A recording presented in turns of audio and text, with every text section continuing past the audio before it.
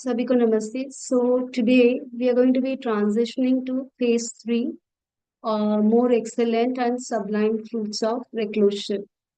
So this is basically we are now moving towards the higher state of meditative experience, moving from worldly to otherworldly or spiritual happiness. आपको याद रहेगा the day one had said like we are into worldly to otherworldly and greater than otherworldly happiness. So we are discussing the otherworldly happiness today. So let's take a quick recap of what we did in terms of learning of fruits of reclusion before we get into the details of more excellent and sublime fruits of reclusion.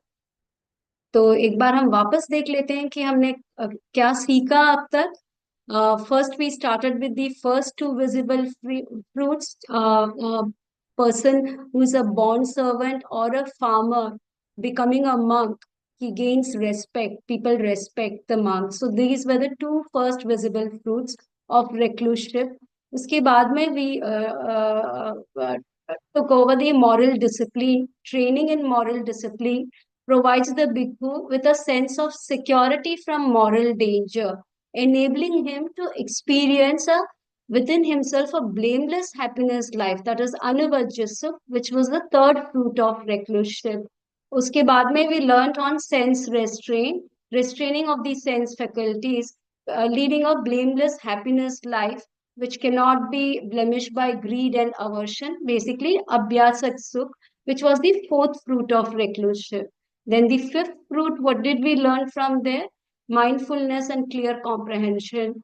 Mindfulness is the key. Why? Because ये जो सुख हमें मिला है, अनुवच सुख and abhyasak sukh, it is impossible to retain without mindfulness. So hence mindfulness becomes key to retain this happiness. So this was the fifth fruit of reclusion. उसके बाद में we learnt on contentment, where a bhikkhu moves freely like a bird on the wing. So उसका fruit of reclusion क्या था? Basically simplicity and contentment with just carrying the four requisites which is required. So all this makes it to the preliminary steps, which is the basic requisites which is required to move up to the higher level. You have to undergo this training. Without this, it's impossible to practice the higher level of um, meditation. So these prerequisites are essential for embarking on deep meditation. तो कल हमने सीखा था the seventh fruit of reclusion, which was very interesting. Basically, having contentment in heart, a bhikkhu finds a spot and practice meditation, establish mindfulness. The actual practice starts from here, which is called as samta practice. तो हमने इसमें क्या सीखा था? What are the 5 hindrances and how to overcome these 5 hindrances? कल सुनील जी ने हमें समझाया था these 5 hindrances with 5 similes which was given, like for calm chen it is free from debt, व्यापात के लिए free from illness, tinmit के लिए free from release from jail of prison, uddachya kukkachya के लिए slavery, free from slavery, and vichikicha is the crossing the desert and safely arriving in the village. So each simile illustrates not just the happiness of acquisition but of letting go. So once you let go, naturally there is joy and happiness. That is the seventh fruit of reclusion, is basically the joy and happiness which arises by letting go of the hindrances. So when you let go, then there is like rapture, tranquility, pamoja, piti, pasadi, sukh, samadhi. So this aspect is very important samadhi के लिए. So today, day 8, we will discuss on the eighth fruit of reclusion, जो jhanas है. So in order to enter the jhana factor, it is very important to have a certain level of samadhi, concentration. So I'll just read this verse. As the mind becomes happy, it naturally becomes more concentrated. And this happiness, we have still not entered the jhana, but we are preparing. So for jhana, you need to have a deepened concentration. And this happiness serves as the proximate cause for samadhi, deep concentration. which is much higher than the sensual pleasures. So let's first understand what samadhi is before we get into the details of the jhana factors. So Samma Samadhi, which is the last and the eighth factor of the Noble Eightfold Path. आपको पता है कि this Sutta Samanapala works in parallel with the Noble Eightfold Path. तो हमने Samma Sati तक हमने discuss की थी. So today we are discussing Samma Samadhi, which is the eighth factor of the Noble Eightfold Path. Basically, which focuses on the practice of meditation. कि चित्त को समाहित करना, collectedness of mind. So, and involves cultivating a very focused and unified and tranquil mind through meditation. So, one can penetrate into the nature of reality. This is basically a preparation which is free from distraction and distortions. So, Samma Samadhi, distinction from what is a difference between Michya Samadhi and Samma Samadhi is Michya Samadhi is a mental state which has a very unwholesome quality. That's like example Devdutt. Devdutt had very good psychic power, but his mental states were full of unwholesome. So the caveat here is Samma Samadhi should be the mind should be free from sensuality and unwholesome mental qualities. So this transition occurs as the practitioner moves beyond transitory sensory experiences to a profound, lasting joy derived from deep meditative states, that is the jhana factors, jhana states. Hence, developing samma samadhi becomes very essential. Otherwise, we will be pulled and overpowered by sensory pleasures. So, samadhi is always accompanied by awareness and alertness. So, there is sati is also plays a crucial role here. And सम्मा व्यायाम also is part of it. हमने उस दिन भी discuss की थी कि समाधि के एस्पेक्ट में सम्मा व्यायाम एंड सम्मा सती इज पार्ट ऑफ इट. तो भगवान यहाँ पे बता रहे हैं कि वो अपने खुद के अनुभव में बोल रहे हैं कि even he has experience this blissful states. So let's understand what lord has to say about it in this शूल दुख खंड सुत्त. भगवान कह रहे हैं कि before my awakening, when I was still unawakened, but intent upon awakening, I clearly saw with right wisdom that sensual pleasures offer little gratifications and much suffering and distress. They are full of drawbacks. As long as I had not achieved the rapture and bliss that are apart from sensual pleasures and unskillful qualities, or something more peaceful than that, I did not declare that I would return to sensual pleasures. But once I achieved that rapture, piti, and bliss, sukh, or something more peaceful, I declared that I would not return to sensual pleasures. So basically, what does it mean? It's how much of our suffering is because we are unable to let go of sensual pleasures in order to enjoy a higher pleasure.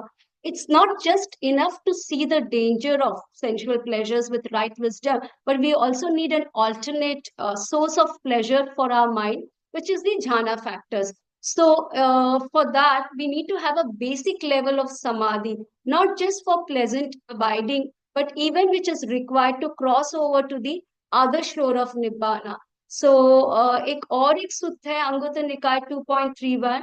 इसमें भगवान खुद बताते हैं कि two things play a very important part in realization. What two? Which is serenity and discernment. So the benefit of serenity is the mind is developed. When the mind is developed, then the greed is given up. So on and so forth. So it becomes easy to discern. तो आगे मैं इस पे पढ़ूंगी नहीं. I'll just move on. So for this, it is for the samadhi, it's very important to have a good concentration.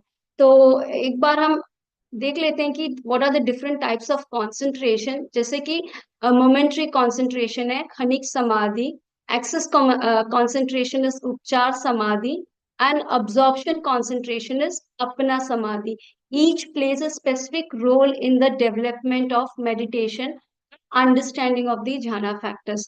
तो खनिक समाधि क्या है? It is called as momentary concentration, which is the ability to focus the mind on the object for a very brief or an intense period. It is less stable form of concentration as compared to access or absorption samadhi, जो उपचार या अपना समाधि है. But it is yet very important, which is sufficient for getting into the penetration of insight meditation. But it's just a sufficient factor. But one can practice it moreover also. Here, the meditator, after purifying his morality, there are two ways of getting into insight meditation. One is through the jhana factors. ये momentary khanik samadhi is sufficient, but when the meditator, after purifying his morality, enters directly into mindful contemplation of changing of the nature of mind and matter. So this degree of concentration is little equal to access concentration. The moment to moment fixing of the mind on the mental and materiality process is basically known as momentary or khanik samadhi. और इसमें what does it happen? Here the meditator develops insight without the basis of jhana. So when we go on vipassana retreat, जब हम जाते हैं तो हमें पूछते हैं कि आपका मन कम से कम 1 मिनट के लिए सांस टिक गया है क्या? So that is what is called as khanik samadhi, जिसमें whatever in 1 minute mental factors arises, we are able to be with that till the time the mental factor stays. Now, what is access or upchar samadhi? This is very basic, preparatory level for the mind to get into the deeper meditative states where the mind is calm and focused, but it is still not entered the full absorption. It just serves as a preparatory stage, preparing for the mind to enter the deep concentration where the meditator achieves a high degree of mental stability and focus hai, but the experience and calm and clearness is there, but still there is some kind of turbulence or reduction, and there is some kind of distractions is there. So the mind is still not yet reached the profound state of bliss rapture which is associated with the jhanas. तो यहाँ पर उपचार समाधि में meditator is on the verge of entering the first jhana, and it indicates the readiness. That means just जैसे बताया था preparatory step है. So, absorption samadhi is the actual thing for entering the jhanas. Apna samadhi refers to the, jaisa naam hai, absorption. The mind gets absorbed into the meditative object, state of meditative absorption, where the mind is fully immersed in or absorbed in the object of meditation, leading to deep states of jhana practices, meditative, which is where the meditator experiences joy, bliss, mental clarity, tranquility, the concentration deepens, and as the meditator moves from one jhana to the other jhana, up to the fourth level of jhana, it represents progressive stages of deep concentration. Each stage is much more refined than the previous stage. So both access and absorption concentration forms a basis for developing insight. After developing calmness, after attaining the concentration, while the meditator can turn, or the practitioner can turn into the development of insight meditation. So ये deepened concentration results from the removal of hindrances developed and cultivated brings to the attainment of the jhana factors. Basically ये जो hindrances है इसको हम suppress कर रहे हैं to enter into the blissful states of the jhana factors. So we will discuss the jhana factors, which is the first of the more excellent fruit of reclusive. तो एक बार jhana factors क्या है वो समझ लेते हैं before we read the sutta of first jhana, second jhana, and so on. So jhana, it is according to Abhidhamma, the commentators derive the Pali word jhana from a root meaning to contemplate, and again from another meaning to burn up.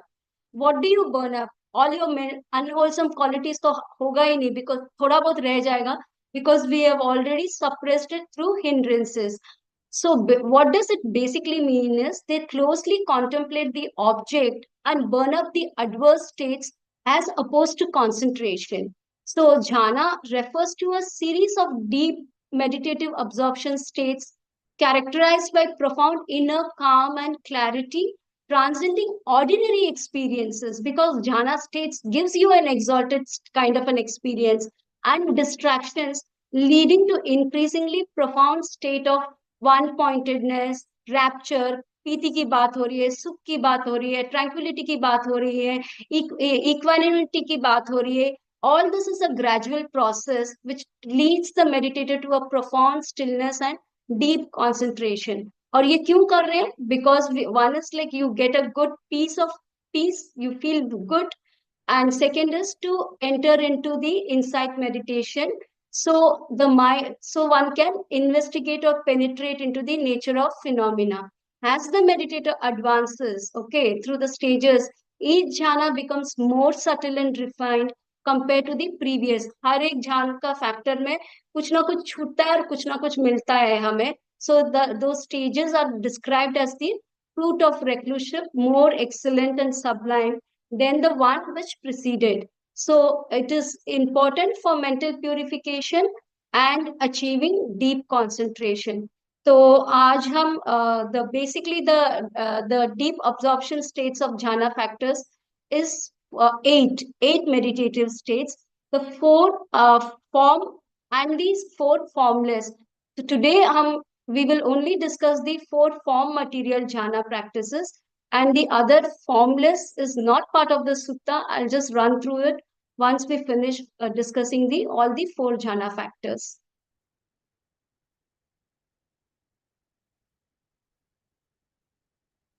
So this is I'll not get into this detail. हम एक एक करके पहले देखेंगे इसे. तो first जाना में 5 फैक्टर्स है, सेकेंड जाना में 4 फैक्टर्स है, तीसरे जाना में 2 फैक्टर्स है, चौथे जाना में इट इज द सुख इज टेकन ओवर बाय उपेक्षा and one pointedness. So why I am showing this slide is just want to say कि वितक, विचार, पीति, सुख और एकाग्रता, ये जो 5 फैक्टर्स हैं, इसको हम एक एक करके समझेंगे what it is before we understand the सूत्र. तो व्हाट इज वितक? वितक is the application of mind, basically directing the mind onto the object. Its function is to push it, to strike and thresh the object. Just hold on to it in the practice for attaining the jhana. तो इसका main role क्या है? हमने ये 5 नीवरण की बात हुई थी ना, तिन्मय, विचिकिच्छा, व्यापाद, उद्धच्च, कुक्कुच्च और कामचन. तो ये jhana factors helps to burn up this hindrances. So vitak has a special task of burning up thin myth, sloth and torpor. And what is vichara? Vichara is like vitak and vichara are friends. So vichara is basically a sustained application of the mind onto the object. It gets stuck to this object of meditation. So vitak pushes it and vichara sustains it. That is why it is called as sustained application also, which directs the mind, which continued exercise of the mind on the object. It just gets completely stuck to it and contemplating on it. And what is the burning up of the hindrances for vichara? It is vichikicha. Okay, so vitak and vichara are also called as occasional chetasiks. The next is piti. Piti is a state of rapture, कहते हैं इसे, state of intense joy or bliss that arises from deep concentration. It can be felt as a physical and emotional exhilaration. Basically, it takes delight in the object, pleasurable object. The term is often translated as rapture. तो हमने first day पे हमने पढ़ा था जैसे अजात शत्रु, after hearing the Bhutanusati Itipiso, his entire body was suffused with piti. So this is what it is talking about it. Like there is a kind of a rapture which suffuses your body. Then next, so what does this do? It burns up the hindrances of vyapad, ill will. So next is sukh.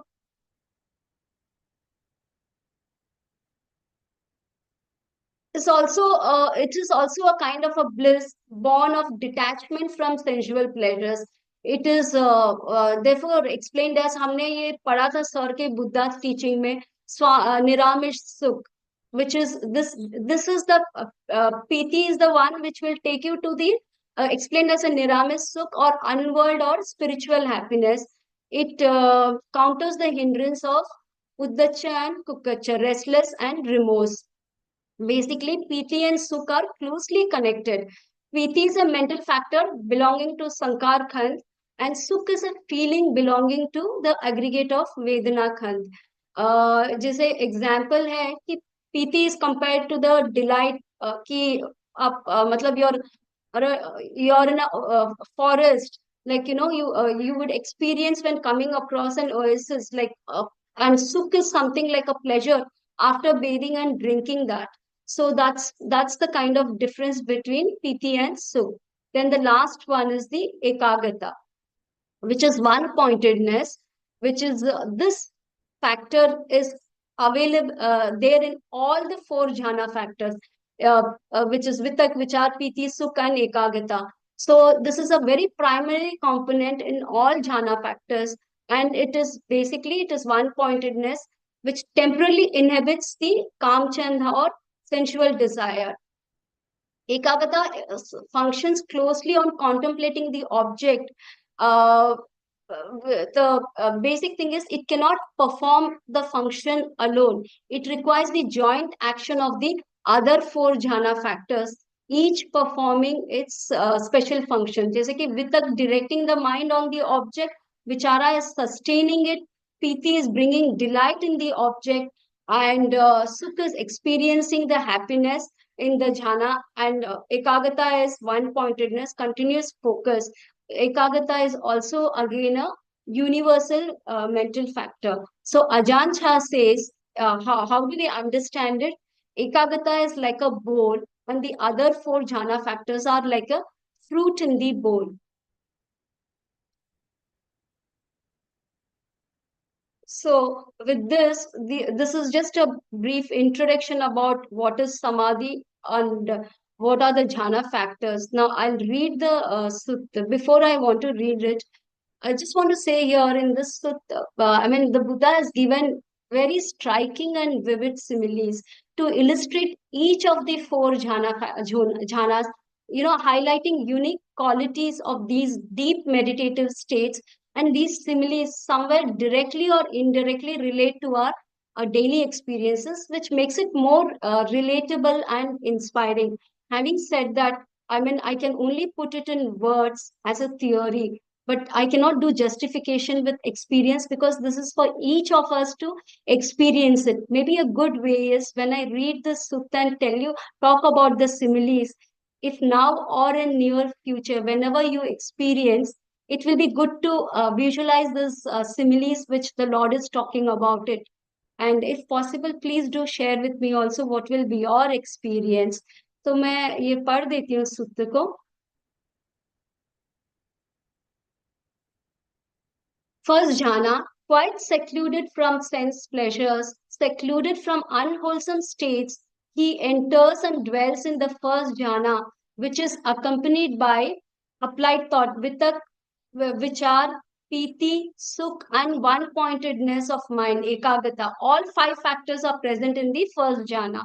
He drenches, steeps, saturates, and suffuses his body with this rapture and happiness born of seclusion, so that there is no part of his entire body which is not suffused by this rapture and happiness. Great king, suppose a skilled bath attendant or his apprentice were to pour soap powder into a metal basin, sprinkle it with water, and knead it into a ball, so that the ball of soap powder be pervaded by moisture, encompassed by moisture, suffused with moisture inside and out, yet would not trickle. In the same way, great king, the bhikkhu drenches, steeps, saturates, and suffuses his body with this rapture and happiness born of seclusion, so that there is no part of his entire body which is not suffused by this rapture and happiness. This great king is a visible fruit of reclusive, more excellent and sublime than the previous one. तो यहाँ पर भगवान क्या कहना चाह रहे हैं? What is this first jhana is all about? So first jhana में all the 5 factors are present. Skilled bath attendant. तो क्या है ये? जैसे हम आटा गूंथते हैं ना, आटा में पानी डालते हैं, we put the water and then we need it, just exactly the same way कि ये सोप पाउडर हमने एक मेटल बेसिन में डाल दिया है, बर्तन में, उसमें थोड़ा सा पानी का छींटा दे दिया है, and then you start needing it so that it becomes a piece of piece of a cake. Exactly how the practitioner will feel is the meditator in the first jhana is fully immersed in the rapture of piti and sukh that arise from deep concentration and seclusion. This means his entire body and mind of the meditator is enveloped with positive states कि पूरे शरीर में rapture and happiness है. सो यहाँ पर क्या कह रहे हैं? So the mind is very study and the water here is the joy, rapture, and the bliss which is being caked together. Means the application, the vitak and vichar is applied, the thought and the applied thought and the sustained thought is the mind which is like keep thinking and it is stuck there. So it is like a piece of cake, no leakage. It would not trickle. What does it mean? The ball of soap powder doesn't trickle or leak. तो what does it mean? यहाँ पर भगवान ये he is comparing it with a cake soap, ball of a soap powder. So the simile basically talks about the actual nature or pervasive nature of the joy, indicating that every part of the meditator is suffused with blissful experience without any part remaining unaffected, total immersion in blissful states. So this is how the practitioner's entire physical and mental body is completely engaged and filled with meditative experience, absence of distraction, just like a soap powder ball is fully integrated with moisture. The meditator's awareness is fully absorbed in this jhana with distractions and ordinary concerns falling away. So यहाँ पर the joy is the water is basically compared to the joy. भगवान यहाँ पर झाना को compare कर रहे हैं soap के साथ में. The water is the joy and bliss. The water symbolizes the piti and the happiness that saturate the mind and body, creating a profound sense of well-being. So what is the learning here is sense of well-being. So basic learning is a deep sense of joy and exhilaration that arises from happiness born of seclusion. So this is the first visible fruit of reclusion. So we'll move on to the second jhana. Further, great king, with the subsiding of applied and sustained thought, the bhikkhu enters and dwells in the second jhana, which is accompanied by internal confidence and unification of mind, is without applied and sustained thought, and is filled with the rapture and happiness born of concentration. So first factor we had vitak, vichar, piti, sukh, and ekagata. The second factor, second jhana, is vitak and vichar is dropped. So now what is left is piti, sukh, and ekagata is present. What happens? Earlier one was happiness born of seclusion. The second jhana is happiness born of concentration. He drenches, steeps, saturates, and suffuses his body with this rapture and happiness born of concentration, so that there is no part of his entire body which is not suffused by this rapture and happiness. तो आगे क्या कह रहे हैं? Great king, suppose there were a deep lake. Now the Lord is comparing it to a deep lake, the state of rapture, whose water wells up from below. It would not have inlet. We can't read this. Just give me a minute.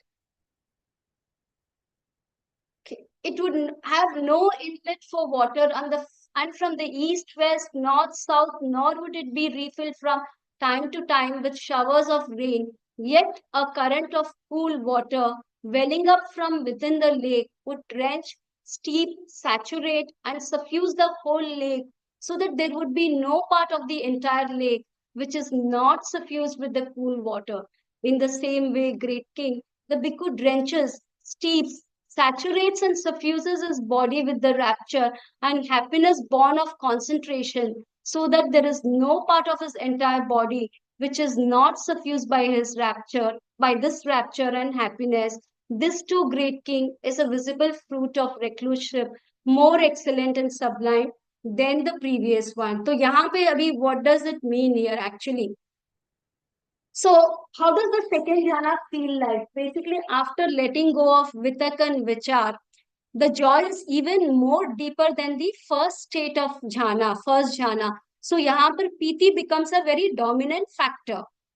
It's like a mountain lake, which keeps this like a fountain. The from the and the joy is here is compared to a spring.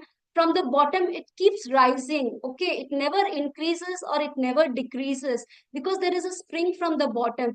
So it keeps filling the water. This spring is like the joy. The second jhana is marked by a deep inner happiness and contentment that comes from the meditative experiences. So, what does it mean basically here? The lake water comes from the internal source. It is not dependent on any kind of external sources. Just like that, it signifies that the uh, uh, rapture, piti, and sukh in the second jhana arises from the concentration, and it does not get what you call it, it's not supported by any external stimulus or effort. Just as the lake is unaffected by the external influences, the meditator, once he gets onto the second jhana, he is completely remains unaffected by the external influences, and he remains absorbed in this state without getting disturbed by any kind of external stimulus or distractions. That is what it says. So here, basically, the spring is the joy which the Lord is comparing it. So once when the practitioner reflects and practices like this, automatically there is joy and contentment.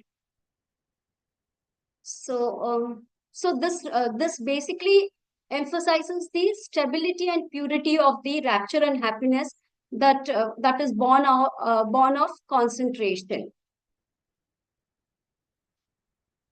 So the what is the fruit of learning here is the rapture and the sukh, which is born of concentration, where it does not get affected by any external stimulus. The meditator is able to concentrate and the mind is stable. So we'll move on to the third jhana. Geeta, may I make a suggestion? Yeah. We are already at 6:15 now. So do you want to maybe break here and do the remaining two next time? No, I just have 10 minutes. That's it. If it is okay, whatever sir suggests or others. I'll request her be allowed to complete. I think I'll finish it in 7 minutes then. Third jhana is for the great king. With the fading away of rapture, the bhikkhu dwells in equanimity, mindful and clearly comprehending, and experiences happiness with the body. Thus he enters and dwells in the third jhana, of which the noble one declares. So in the third jhana, vitak vichar piti is dropped, only left with sukh and ekagata is present. So he dwells happily with equanimity and mindfulness. He drenches, teeth, saturates, and suffuses his body with this happiness, free from rapture, so that there is no part of his entire body which is not suffused by this happiness.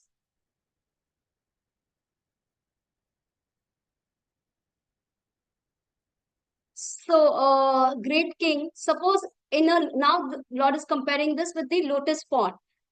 Suppose in a lotus pond, there were blue, white, or red lotuses that have been born in the water, grow in the water, and never rise up above the water, but flourished immersed in the water. From their tips to their roots, they would be drenched, steeped, saturated, and suffused with cool water. So that there would be no part of those lotuses not suffused with cool water. In the same way, great king, the bhikkhu drenches, steeps, saturates, suffuses, so on and so forth. So the entire body is suffused by this happiness. So here, what does it mean? Basically, is like the joy. The second jhana was we compared it to the spring. The spring still has some kind of a turbulence. Okay, so when you reflect on it and when you sit and meditate, it is kind of like a hindrance for the meditator. So when he starts examining, automatically the what you call the rapture drops, and then there are only two factors which are there, that is sukha and ekagata. So here basically it is like inside outside everywhere there is a good feeling of and your mind becomes very tranquil and calm. So Lord is comparing this to the lotus, how the lotus is completely immersed in and suffused with water. The third jhana, the meditator experiences a deep experience of happiness throughout the body. That's like inside, outside, completed. There is a full of happiness which is there. So the third jhana is distinguished from the earlier one by fading away of rapture. So what remains is just the deep, serene happiness. So let's move on to the next one, the fourth and the last jhana.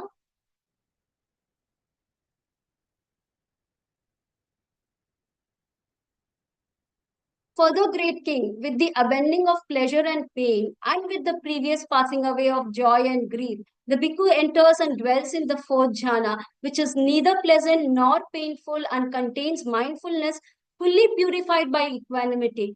So this is the last one. So the even the sukha is transcended and taken over by upeka and ekagata. So vitak, which are piti, sukh, all is gone now. Sukh is transcended. He sits suffusing his body with a pure, bright mind, so that there is no part of his entire body not suffused by a pure, bright mind. Great king, suppose a man were to be sitting, covered from head down by a white cloth, so that there would be no part of his entire body not suffused by the white cloth.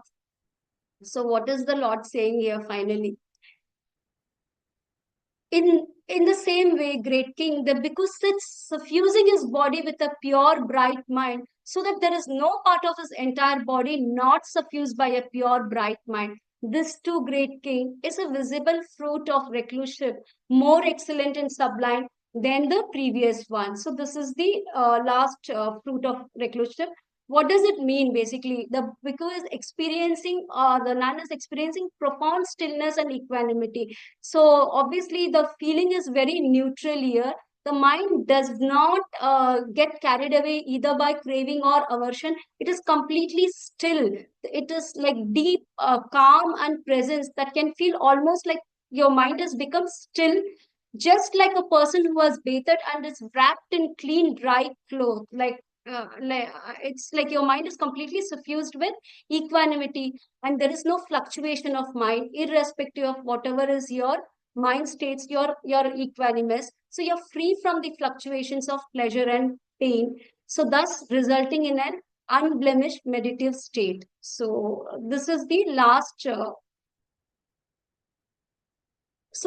basically it is talking about completely focused, and you have transcended all the three factors which gives lot of happiness and bliss, and one has transited that and you remain equanimous. So the conclusion, we have done with all the four jhanas. Even though jhanas are very important in the practice of meditation, but it is not a prerequisite for liberation. It plays an important role in deepening the meditation to achieve high states of mental clarity. One can, through the support of jhana, can enhance the process to penetrate into the nature of reality, or you can get into, or you will reach a higher realm, but it will definitely not liberate you. This is what the message to say. And the four formless jhana we have already discussed. I'm not getting into it. Arup dhatu. So now what is the learning from this in the four jhanas? So the first jhana is happiness born of seclusion. Second jhana is happiness born of concentration. So, and the third jhana is the calm and tranquility born of concentration. And the fourth jhana is the, your mind becomes completely calm and you're with full of awareness. So if we see the learning for eighth visible fruit of reclusion, transcending sensual pleasures, cultivate a kind of a calm concentration for us to reach the higher wisdom. Basically, it gives you a foretaste here here and now for a bliss of nibbana, and it works as a powerful instrument for securing the base of calm concentration, which is conducive for the arising of the higher wisdom, which we will see on Monday. So I'll stop with this. Thank you.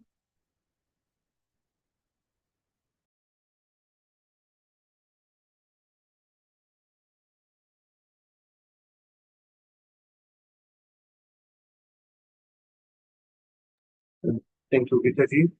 प्रश्न अगर आप लोग पूछना है तो पूछ लेते हैं.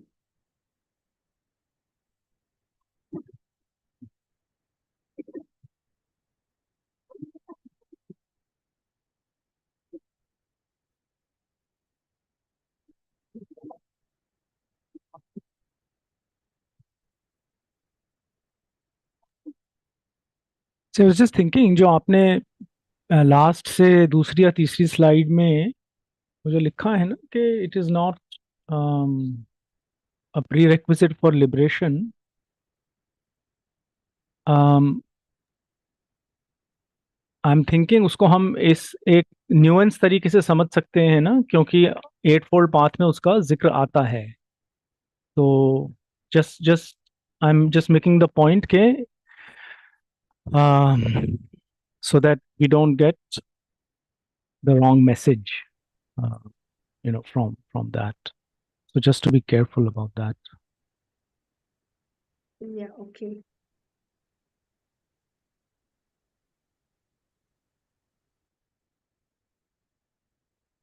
ये गीता जी, ये happiness free from rapture, what exactly, इसको हिंदी में जरा समझाइए थोड़ा सा.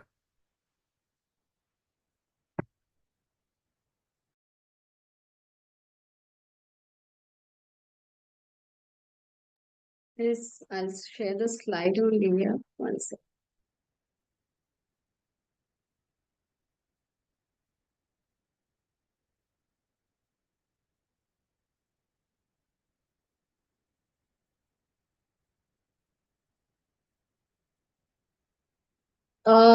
कौन सा वाला आप कह रहे हो? द सेकेंड झाना, थर्ड झाना it is.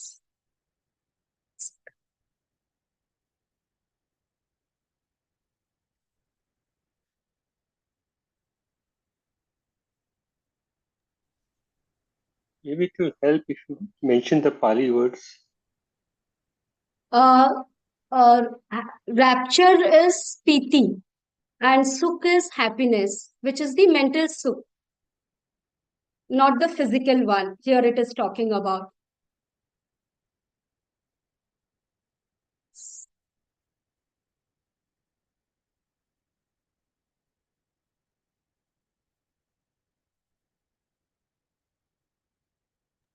Actually, it is both the mental and the body also calms down, and there is bodily sukha also is felt. Okay. Primarily mental phenomena, but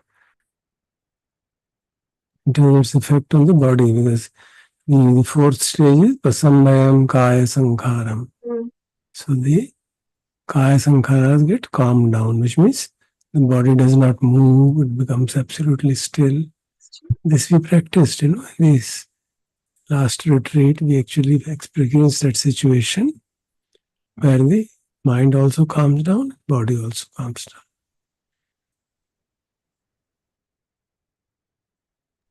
The main differences in the sutta in these four are, in the first, we have all the factors present, and in the happiness or calm tranquility is externally created. It is created because of seclusion, because you are in an environment, there is no disturbance. So even if there is vitakka vichara, the calmness is not disturbed. So that's why it is said born of seclusion. And second jhana, it is said it is born of concentration. Means within, from within. That's why in the first case, you have to put water in the soap powder and knead it into a ball. Make it a soap case stick or whatever you call it, soap ball. So, but it is externally done, because so it signifies the external aspect of it. In the second case, it is now because vitakka vichara are gone, so external things cannot influence us now. So it is internally arising. But it is like a spring which has a constant movement within it. So there is a movement of priti in it. And in the third jhana, that movement is also calm. Yeah, So, turbulence. so that's why we look at it in that manner. And in the fourth, all of these are gone, pure equanimity. So you're just aware of the whole body with an extremely peaceful mind. That's the difference. When a person sits for a meditation, and so for a person who has a lot of practice sitting in seclusion and is also a monk, his capability to reach the final stage would be definitely much faster, and he would dwell in that particular stage for a pretty long time as compared to us, wherein we are not seclusion, and we, I think, can hardly achieve the first type of dhyana. Is it right? Understanding? Can we also reach second or third? I don't know. You are experienced for that. Matter of practice. Yeah, it's up to second is possible. Second possible. Up to which stage, sir? Second or fourth? Second jhana is possible for us also if we are in a reasonable, give us sufficient time, you know. So when we did the retreat, some people could experience the absence of vichara also. There were long periods of time and there's no thought, mind was calm. It's a matter of practice, really. But the continuity is not there, right? Continuously, like how it is explained here in this jhana factors, where like completely there is a continuity of it. If you have it for long periods of time, you can enter into that state, provided we apply ourselves sufficiently. So it's not an impossible task. That's what I want to say. We should not think it is impossible and give it up. Even in that 9-10 days, people are able to experience both peace and happiness. So I was thinking when I was reading this sutta, this meditative states, this deep absorption states is very good because it keeps makes your mind and body calm, and then one can enter into and like investigate. But this is given to Ajat Sattu. So there must be something which must be important that Lord has got this also as part of the fruit. So what must be the reason? How does one take it? So that means this is a very important stage for people to experience, or is it just given it, or what is it like? No, it is. He explaining him the whole spectrum of practice, isn't it? And explaining him in a manner that he can understand. That's why these similes have been given. No, normally in jhana description, similes are not given, just straight described. The मैं जो आपने लिखा था वो सब description इसी शब्दों में होता है. यहाँ पे to make it more vivid, he gives certain beautiful similes. Now it is for us to derive meaning out of it. So he doesn't want to kind of keep Ajat Sattu away from the whole teaching. He's giving him the whole teaching.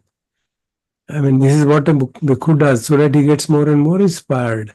Basic idea is for him to get inspired into practice. So he gets through the whole experience. He even goes to the various psychic powers because that will give him more inspiration. And he's already experienced those psychic powers. He has seen those psychic powers in his mentor Devadatta. So he understands that these are fruit of practice. There is nothing extraordinary which is unique to Devadatta. So that is the way we can understand the talk. But there is always a talk of the Buddha that he doesn't hold back any teaching from anybody. If he is asking all the fruits of reclusion, he will tell him all the fruits. And now it is for him to take the message rightly.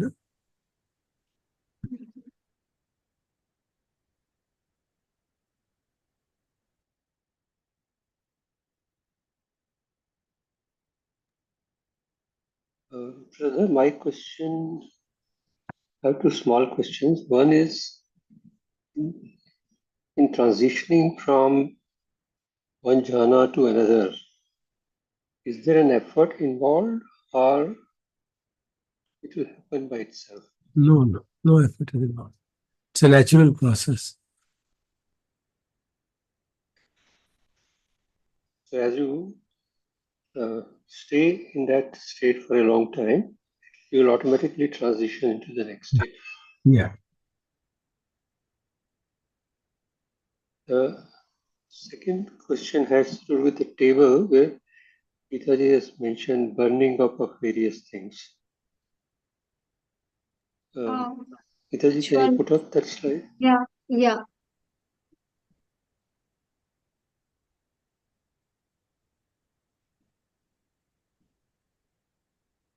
Just give me a minute. Let me just. Yeah.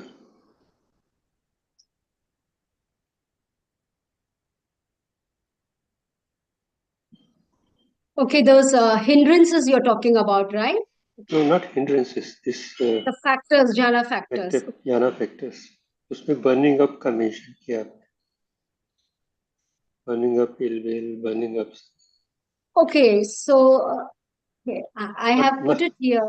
This one, right? एक और table है. There is a table. अच्छा. Okay. Vitak Vichar, that one. Okay. Talking about this. एक subsequent slide. Please, if you can. This one? Are you talking about this? Yes. इसमें लिखा ना burning up the hindrances. Hindrances. Okay, yeah. So you're relating jhana factors with burning up the hindrances. Yeah. Yes. Okay, that's fine. Now the word burning up kind of gives you the impression that they are removed for good. They will not rise again. Is that the intention or is it a temporary suppression? This, I think sir can answer, but the way I understand is this hindrances, it is temporarily suppressed. Is it right, sir? Like to some. These jhana factors themselves are temporary. So jhana factors are temporary, no? There's nothing permanent about them. Vitakka, vichara, piti, sukha, they arise and pass away. So it's as long as this is present, it should be said. When vitakka is present, Hil-midda would not arise. When vichara is present, then doubt will not arise. When priti is present, ill will not arise. When sukha is present, restlessness. It's quite easy to understand that. Ekagata is present, focus, so there's no tendency for the mind to get into sensual desires because it is experiencing much greater joy. So those are the, of course, the word burning up has been used because of the etymological meaning of the word jayati.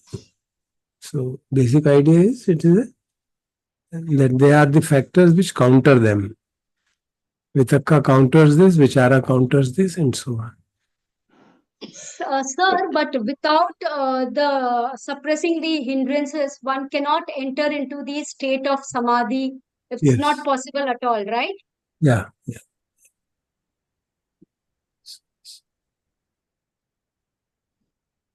So we meditate. I'm so sorry, SPG. Did I interrupt? So when we meditate, so there are so many hindrances which are there. So that means I'm talking about me. So I'm not doing a proper meditation. That means you're not practicing. You're not achieving serenity. I won't say, but I don't doing. So all I would say is you're not achieving serenity. Serenity will be there when these jhana factors arise. And they arise in a regular manner. If you remember, you were there in the retreat which gradually as we practice, we started from observing the breath going in and going out, then observing its duration, observing its stoppage, then observing the body along with the breath. And naturally the mind calmed down slowly, and the factors start manifesting themselves. But that is only in the seclusion, right? Only in seclusion. Yeah, we are not experts that we can do it even in midst of a noisy market. You're not that simple, isn't it? It is in born of seclusion. The first jhana is born of seclusion. So you can't cross over that unless you have so much practiced jhana that you immediately get into fourth jhana, second or third or fourth jhana. That needs practice.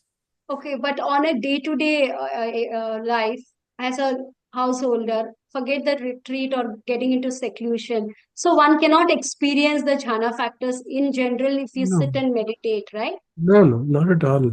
Oh, It's possible. It's always possible. If your mind is calmed down, if the hindrances have already gone, if there is no doubt in your mind about teaching, if the ill will is already come, you have practiced panya. And that's why it is said all these hindrances burn up due to panya. Actual burning up will take place by panya, by wisdom. Wisdom. Then you give it up. When you've given it up, then there's no reason that it should not arise. You can attain deep, reasonable amount of calmness within 10-15 minutes of practice. Because all these factors are gone. Substantially attenuated because of wisdom. That's why it is said panya leads to samadhi, samadhi leads to panya. They are reciprocal relationship. So as we practice properly, these things start becoming less and less strong. There's no doubt ill will does not arise. The strong covetousness does not arise. There's no reason for remorse, no reason for restlessness, no reason for torpor. Of course, if you eat heavily, and then it may happen. But so that's why it is said that early in the morning is the best time for householders to practice, because all these factors will be substantially calmed down. And you can sit, and within 15-20 minutes, mind will be calm and quiet. You'll approach all the jhana factors will be present. So it's not that we can't attain it in our day-to-day life. It depends on what level of practice we are doing.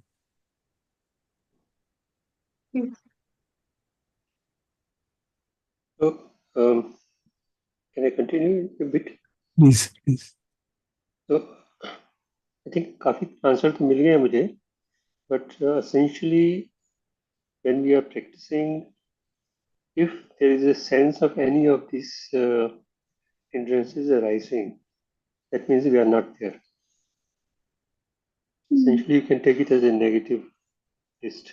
Yeah, we're still not serene. It's quite obvious, no?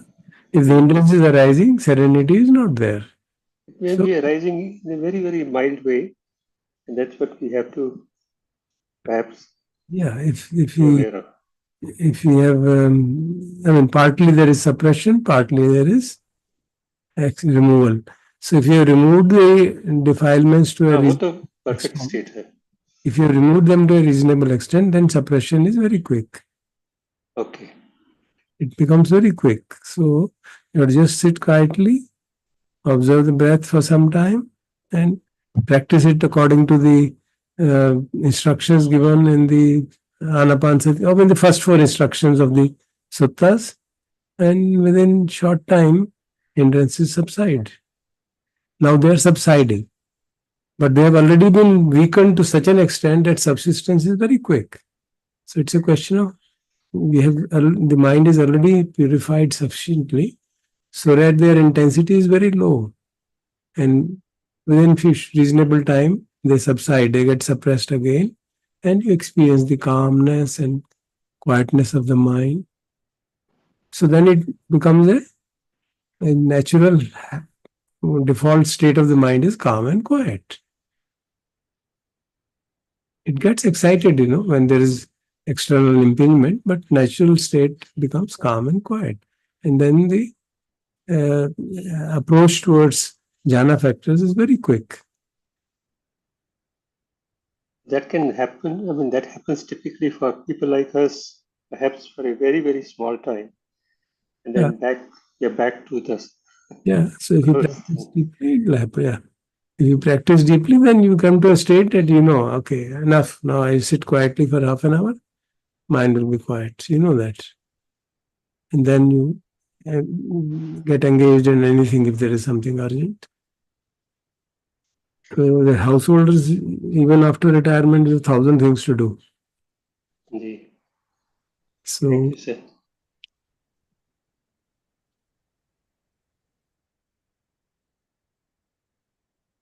सारे जहां का दर्द मेरे जिगर में है। तो वो जितना जितना हम अपने को संसार से बांधेंगे उतना उतना दर्द बढ़ेगा, of course. That's true, very true. हम अपने को संसार से बांधेंगे ये सोच के कि हम बहुत अल्ट्रिस्टिक हो रहे हैं, we are getting into trouble, inviting trouble ourselves. बंधन बंधन ही होता है, शायद वो लोहे का हो चाहे सोने का हो। राजेंद्र जी, अरहत बन जाइए, फिर आप बंधे भी रह सकते हैं और दूर भी रह सकते हैं। Yeah, we should have the ability to get engaged and disengaged. वो यहाँ नंबर एक बहुत सुंदर वर्ड यूज करते हैं, डिसएंटेंगल्ड participation.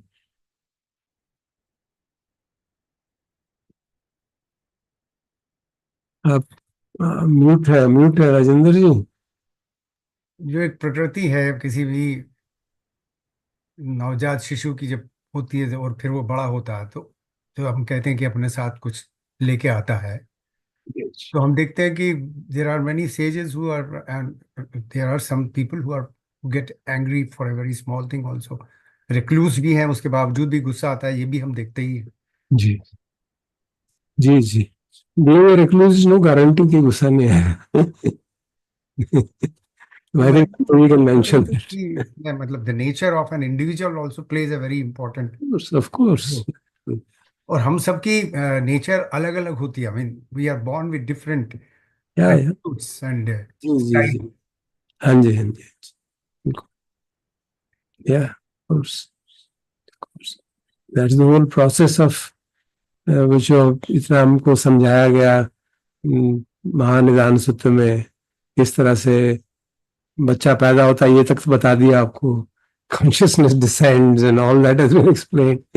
So now I think we should be clear what is going on. yeah, quite clear. Thank you. Sunilji has raised his hand. So two things. Is it correct to understand that in the second jhana, there is no wave of thought, or am I Yeah. read incorrectly? Long periods of time, no vitakka vichara does not come. Because thought is one thing. मतलब अगर बहुत slow down भी हो जाए, तो still after some time it pops out. Yeah, because jhana will not last for infinity. It's still not mastered. It depends on the mastery. जैसे आपने देखा होगा उसमें पिछले सूत्र में जो हमने कहा था ना, द्विविध मुक्ति, 2 types of मुक्ति, one is पन्या Vimukthi, other is उभव विमुक्ति। तो उभव विमुक्ति में क्या डिस्क्रिप्शन था कि वो 8 ध्यान करता है, जितना चाहे जितनी देर चाहे, he goes forward, he goes backward, he can come out of it when he wants, he can stay it in when he wants. Now that is mastery of jhana, you know. Right. That mastery needs huge practice or huge backup from the past. So that's the kind of possibility which Buddha tells us with the example of his disciples. Of course, for us as householders, it may be difficult, but it is certainly a great inspiration that kind of mastery over the mind can be attained. Right. और एक in one of the earlier sessions, if I remember correctly, आपने mention किया था कि if someone achieves fourth jhana, he will come back completely transformed. In the sense of calmness, yeah. Okay, so which would mean maybe all the hindrances have been given up and not given up, suppressed. The example is, the best example is this. If you can see this, I've stirred it up. Okay, it's all right. Now, if I leave it here for reasonable time, all the impurities will settle down. Water will become very clear from the top. Okay. So that is the example which I often keep it with myself. It'll settle down completely to the extent that water can be drunk. In fact, in one sutta, this example is given up. So the water at the top is completely clean, you can drink it. But inside there is those defilements are there inside. Anusha Klesha are still there. And if this water is stirred up very heavily, they'll again come up. Right. So that is Sir, यही पूछ रही थी sir. Yesterday you were talking to me about this. Which sutta is this? I forgot to ask you for that name. I don't remember. No, I'll have to check up and let you know. If, as far as I recall, it is there in some sutta, but I'll have to remember. I don't remember the direct. अब memory खराब हो रही है थोड़ी सी. तो विशुद्धि मग में भी ये मेंशन किया हुआ है क्या? This kind of Maybe, but you were I don't remember that. Yeah, नहीं. But there is the example which is the generally described by many teachers as the illustration of difference between samadhi and purity of mind. It is a temporary purity. तभी मैंने आपको कहा था temporary purity because mind is settled down. और अगर हम quantum of impurity को पहले ही कम कर दें by proper practice of panya, then settling down will be very quick, isn't it? It's quite natural to conceive that. another thing I just want to check when you move on from this fourth jhana to the formless jhana stage. So what is it happens on its own, is it, or why do you need to do it, or it just That doesn't happen now. So no, there's a total change in the kamatthana. No? Up to 4 jhanas, you can use some same kamatthana like anapans. But there you will have to use some other comment. You have infinite space, infinite consciousness. It's a mental projection. So it's a totally different thing. That's why usually 4 jhanas are talked of. But as a convention, we talk of 8. Usually 4 jhanas, those are called as attainments. Immaterial attainments. आपको याद होगा पिछले सूत्रों में मैंने point out किया था कि उनको immaterial attainment कहा जाता है, which are a different class in itself. Totally different class. So what is the difference? This 4 jhanas goes one after the other. Like second jhana mein the vitaka and vichar is dropped. So in this 4 immaterial, it does not go in a graduated way, progress way, right? No, There is some difference between this. It goes from subtle to extremely subtle. That's it. Exactly in the way first to 4 go, similarly there. Because you can see first is infinite space. There's some kind of concept. Then there is infinite consciousness. Now you're going inwards. You're looking at what is aware. They are aware of the infinite space. Then you get into nothingness. You see there is nothing in it. And finally, you come to a state where sanya is almost finished. So it gives a illusion of sanya vediti nirodha, which it is not. That's why it is said sanya hai ya nahi hai, wo doubt rehta hai. So this is the best which the other traditions could reach in terms of meditation. And they thought that was the culmination of practice. For them, that was the culmination. Uddhak Ramputra told him, there's nobody in the world. He told him like that. Nobody in the world who's gone beyond it. This is the highest. But it was needed a Buddha to tell him, oh, fine, it is the highest in terms of meditative attainments, but it is not still purifying the mind. That's a huge thing. That statement itself is a huge wisdom aspect present in him. And then therefore changes the situation. So from there to the Nirodha is Sanya Vedita Nirodha, which is the so-called 9th jhana, or the one which liberates you. So 9th jhana, there is a 9th jhana also. People call it that way. In yours. So they don't do vipassana, they don't get into the insight knowledge. Only from jhana they'll get into nibbana. Is that so? Please understand. Jhana is a word. Jhana is a word used for it. There's nothing, it's not out of it. So it is called the beyond, it is in your section only, the 8th attainment. 8th hai na aapke isme jo aap padho. 8th attainment is that. Sanya Vedita Nirodha, which is emancipation, which is liberation. It's called jnana, but it is liberation. So those are just manner of speaking. You must understand, not get worried about the word.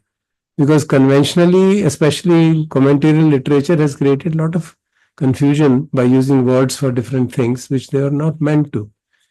Actually, we should have confined, there are 4 jhanas, 4 immaterial attainments, finished. We should never have gone into 8 jhanas, but books are abounding in that. Every book will talk in that manner. So we are forced to use that and be aware of the implication of that.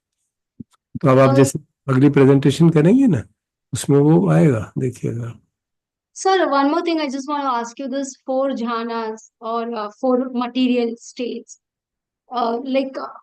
Even if somebody is experiencing this, unless and until you don't read the sutta, you will not know this is called as jhana factors as such, right?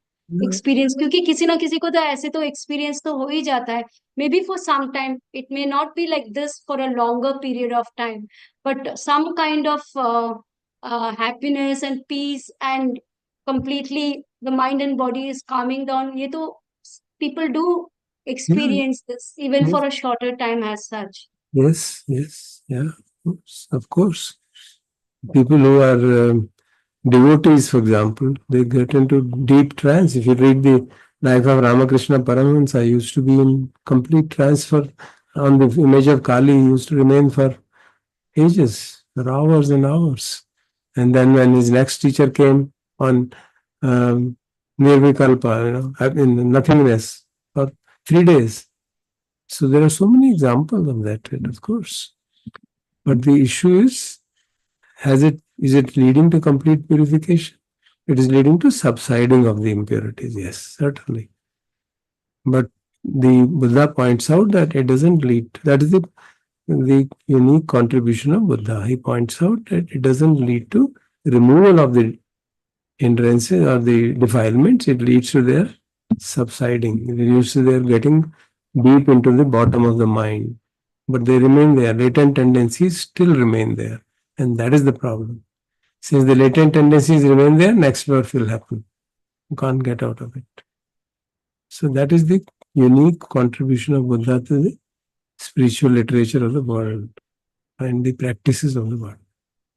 So ये जो Chulkhand Sutta जो मैंने अभी पढ़ा था, like he talks about like, I never experienced this kind of a thing. I didn't declare it till I was unawakened. So what does it exactly mean? Like the Lord was experiencing this. Discuss किया था ना, बहुत पहले भी discuss किया था ना, कि जो हमारे टेम्पटेशंस हैं, जो हमारे राग हैं चीजों के प्रति, वो तब तक नहीं छूटेंगे जब तक उनसे ऊंची सुख हमें महसूस ना हो जाए. हम अगर अपने जीवन को अभी भी देखें, बचपन के जो हमारे सुख थे और जो आज के सुख हैं, वो उनसे सटलर हैं. और वो भी इंद्रिय सुख जो है वो छूटते नहीं है, क्योंकि हमारे पास उससे अच्छा कुछ अनुभव करने को नहीं है. तो जब हम उससे अच्छा अनुभव कुछ करेंगे तो इसको छूटने में सहायता होगी. दैट इज द पॉइंट कि हम जो काम सुख में जोर में जुड़े रहते हैं, वो इसीलिए जीते हैं कि उससे बड़ा हुआ हमारे पास कोई अनुभव नहीं है. अगर उससे सटलर एंड ब्यूटीफुल अनुभव हो तो वो अपने आप छूटने में सहायता हो जाती है. हमारे जो पूर्व टीचर थे मेरे, वो कहा करते थे कि अगर किसी ने मिठाई खा ली तो फिर वो बर्फी खा ली तो सड़ा हुआ गुड़ नहीं खाता. He used to put it in that symbolic way to explain to people कि आप जब तक आपको हायर हैप्पीनेस नहीं होगी, आप लोअर हैप्पीनेस नहीं छोड़ पाओगे. जब तक आपको अदर वर्ल्डली हैप्पीनेस नहीं होगी, आप वर्ल्डली हैप्पीनेस के बेट से नहीं निकल पाओगे. That is the point. That is in essence what is being said. So in a way, to experience this jhanic states is important. Yeah. important. Yeah, certainly. I mean, it's not just important, Dharsa, it's part of the path. So Yeah. we should not have any misconception Yeah. about that. So it is part of the path. Samadhi है ना. According to the definition given in the sutta, Samadhi is always talked of 4 jhanas. But there are suttas in which he is mentioning that you can have the without attaining jhana also you can attain the this is what is defined in the even in the last sutta we studied. There was vimutti without deep jhana, and there was vimutti with jhana. So that's a kind of factors also present in Matthew Sutta. That point is also mentioned. So in terms of the path, it is strongly advocated that 4 jhanas be practiced. So But it's a very vague question, sir. Like these kind of jhana factors or experiencing this bliss and peace. There are many people who take up this special meditation only for the jhana to experience the jhana states. There is, right? yeah, maybe certain different meditation people think of them as the highest attainments. There are people who think of ecstasy and joy and rapture as something very great.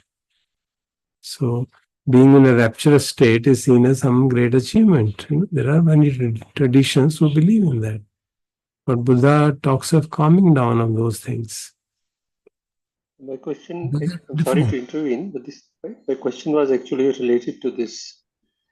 Really, the purpose of samadhi is to reach a state of equanimity of the highest kind, in some sense. Is that a correct understanding? And all these things just happen on the way. You see, it's a matter of how you look at it, isn't it? If you look at it, Samma Samadhi, it is seen as a part of the Eightfold Path. Okay. Then, actually, in one sutta, Buddha defines Samma Samadhi as the one in which all other 7 factors are also present. So that's in one sutta, it is defined in that manner. Equanimity is not the main thing then. Yeah, It's part of it. It's part of it. It is a byproduct of it. But in the other traditions, that is seen as the objective. So you have to, in the Buddha's tradition, samadhi is seen as a means to get wisdom, not a standalone. It is not seen as a standalone. The samadhi is seen as the forerunner, as the thing which will lead you to freedom. The ultimate thing is samadhi. Samadhi is seen to be the forerunner, which means it will take us to freedom. तो जो प्रज्ञा है, जो सम्यक दृष्टि है, उसको उसके माध्यम से हम मुक्त होंगे. समाधि उसके लिए महत्वपूर्ण है, उसमें मदद करती है. उस सेंस में अष्टांगिक मार्ग को उस सेंस में जनरली समझा जाता है. कोई भी फैक्टर स्टैंड अलोन सफिशिएंट नहीं होगा. दूसरा फैक्टर की उसकी हेल्प चाहिए ही चाहिए, नहीं तो होगा नहीं. अगर शील नहीं होगा तो कुछ भी नहीं हो पाएगा. समाधि नहीं होगी तो कुछ लेवल तक समाधि, अब किस लेवल तक समाधि होगी इस पे लोगों के विचार अलग अलग हैं. My question was related to the practice of jhanas. So through the jhanas we can only strengthen our equanimity. Other factors have to be there to get complete preparation. Equanimity and the psychic powers which are mentioned, which are also called jnanas. उनको भी ज्ञान कहा जाता है. हम psychic powers को कई बार we look at it in a different manner. But in this sutta, for example, it talks of Atth Jnana, 8 knowledges. Out of them, 2 are the knowledges associated with the Panya. 6 are the knowledges, Parachitta Jnana, Pubbya Nivasanusati Jnana. They're all called Jnana, Jnana. पिछले जन्मों का ज्ञान, दूसरों के चित्त का ज्ञान, then Divya चक्षु का ज्ञान, दिव्य शोध का ज्ञान, they are all called as knowledges. So they are not trivialized, but they are not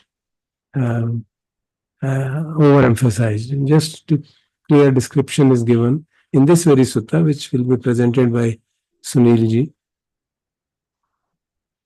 So we have to put them in the proper perspective. We have to have a proper perspective of all of them. Preempting that discussion a little bit, when we talk about the jnans, are they basically insights, isn't it? These jnans. Or are they something beyond insights? Actually, ज्ञान शब्द का इस्तेमाल कई रूपों में किया जाता है. अब इस सूत्र में जो विपස්සना ज्ञान लिखा गया है, which is only the beginning of insight. It's not the culmination of insight. और उसमें culmination of insight लिखा गया है कि आसव खाय ज्ञान. Asokha Jnana is the complete insight. Or Sankhar Upekha Jnana is the complete insight. Tanha Khai Jnana is the complete insight. So here in this sutta, especially for reasons I can't explain, there are, firstly is Vipassana Jnana, where it is partial insight into the body being constituted of the four elements and things of that kind. And then there are other jnanas described, Kubbe Nivasanusati jnana and then Parachitta jnana and so on, which are all, which we generally label under psychic powers. And then last of them is Asavakhya Gyan, which he says is the highest, there's nothing beyond it. That he makes a categorical statement. This is the highest fruit and there's no higher fruit than that. And that is the one which leads to Asavakhya Gyan, as we know, which leads to complete Nirodha, because it is this ending of all defilements. So the word jnana also is used in a different sense in different times. So there is one thing called Yatha Bhuta Jnana Darsana. There is something called Jnana Darsana. So there also there is a difference made in them. So it's a bit complex kind of. Basically, the jnanas that refer to psychic powers, they are different in character than the other jnanas, which lead to real insight, vipassana insight. Yeah. Actually, if I may put it, the word insight is narrowly used. To be able to see my past lives is also a huge insight. तो मेरा question वही पे sir, is that an insight? Yeah, what do you Or mean? you will literally see your past life in some way in अंग्रेजी your mind? Yeah, अंग्रेजी शब्द insight में problem है actually. That is a difficulty because we have tried to interpret it in a particular manner. But look at it in an objective way. Somebody who is able to penetrate into the whole sphere of stream of consciousness and tell what was I in the past life, what was I in the past life, and so on. Or in a Parchitta Jnana, which is even greater, you know. He looks at somebody and says, okay, this is his state at the moment, and this is how he was born in this life, then this is his karma, and this, because of this karma, he was born like this, because of this karma, he was born like. It's a tremendous insight, isn't it? He's gaining it. वही तो समझने की problem है ना He's got, yeah. He's getting a working of the कैसे note. समझे कि वो किसी कॉन्शियसनेस स्ट्रीम के अंदर जाके ये सब देख सकते हमारे को अनुभव नहीं है ना, तो ये तो बात आपकी सत्य है. But the way Buddha makes it absolutely clear. And this is described by him in the various suttas, not just here. In so many suttas, he talks about these three, Trividya. वो कई जगह आता है ना त्रिविद्या त्रैविद्या ज्ञाना, that he attained all the तीनों विद्याओं में पारंगत हो गया. कई में आता 6 विद्याओं में पारंगत हो गया, कई में 8 में पारंगत. So these are the kind of 6 विद्या है जो हमको सुनील जी बताएंगे, वो 6 विद्याएं हैं. Those are the specific 6 what we usually term as psychic powers, but they are essentially insight into the working of the cosmos. You know, it's insight into that. Insight into karma. It's what a great insight it is to understand working of karma. इस कर्म के कारण वो ऐसे पैदा हुआ, इस कर्म के कारण ये पैदा हुआ, तो उसी वो तो हमारे लिए तो वही आधार है. भगवान ने कहा, मैंने देखा और हमने उसको एक्सेप्ट कर लिया. आधार कर्म सिद्धांत का वही है कि भगवान कह रहे हैं और हमें विश्वास है कि उन्होंने ऐसा देखा है. हमने तो बहुत लिमिटेड लेवल पे देखा है ना, इसी जन्म का थोड़ा बहुत देख लिया है और उससे समझने की कोशिश की है. बट ट्राइंग टू अंडरस्टैंड कि क्या देखा होगा उन्होंने. one is we can't really visualize in our rational mind. You know, it's beyond rationality really. That is true, very true. It's not easy to visualize. But when sometimes in meditation you get visions, then you begin to see, यार ये हो सकता है, ऐसा नहीं है. So if people get visions and meditation which explain their whole life or their experiences in a particular way, which are not experienced in this life at all, इस तरह के विजन कई मेडिटेटर्स को आते हैं. And then they see and relate, oh, this is what is responsible for my present state of mind. Again and again this is happening because somewhere, sometime in the past, this event must have happened which must have... It's definitely more than just inference. Yeah, it is not inference, it is directly seeing again and again and again that in the mind's eye that picture comes out, oh, this happened, you know. So you get a picture, yeah, this is possible. Because somewhere in the chitta stream, all this information is stored. We are not able to access it. That's how I can put it in modern language. Yeah. We don't have the ability to access that whole information that is stored in the stream of consciousness of infinite duration. There is some sensing system in our mind somewhere which can do that. Possibility of sensing, yeah. For us, it happens by kya कहना चाहिए, accidentally. And suddenly something gets activated and we begin to see things which are not part of this world at all. Many people have reported that. They see experiences which don't belong to this world or which they have not experienced in their life. So what is this coming from? Where are this? And this is not happening once, again and again and again and again. Some message is being given to the person. And when that message is captured, when he's able to break it, it falls apart, finished. That story is gone. It never appears again. So this kind of experiences tell a person that there is something happening which is not within domain of logic and rationality. It is happening because of the way the cosmos is functioning, the way stream of consciousness is functioning, which is beyond our ken. It needs a Buddha or a Moggallana to be able to penetrate into minds of people. Looking at 500 people, Moggallana finds out, oh, this person is the one Buddha wants him to be out of this congregation. I mean, it's amazing. Simply amazing. We can't find out. There's that sutta in which Buddha is sitting and Ananda requests, he surveys the whole crowd in front of him and sits quietly. Time passes on, and Ananda said, Bhante, the Sangha is waiting for you. Keeps quiet. Again, after 1 hour, so he finally tells him, the Sangha is impure. What does Buddha Ananda do? He can't do anything about it. So Moggallana hears it and he says, okay. Then he gets up, surveys the whole huge crowd, find out this person, that this person is an imposter. He's sitting here with impure intentions. He goes to him and tells him, the Lord has recognized you. Now you better go. वो थोड़ा आनाकानी करता है. He lifts him up. That's what they describe. He lifts him by his collar and shows him the way out. Then comes and says, Lord, the assembly is pure now. And the Buddha gives the discourse. This seems absolutely fantastic, isn't it? For us, kya ho raha hai? How can a person find out the intention behind people who are sitting there? But that's recorded in the sutta. Yes, I read that sutta. सुबह काफी discussion हो गया था, but अभी भी एक दो चीजें थोड़ी पूछनी है.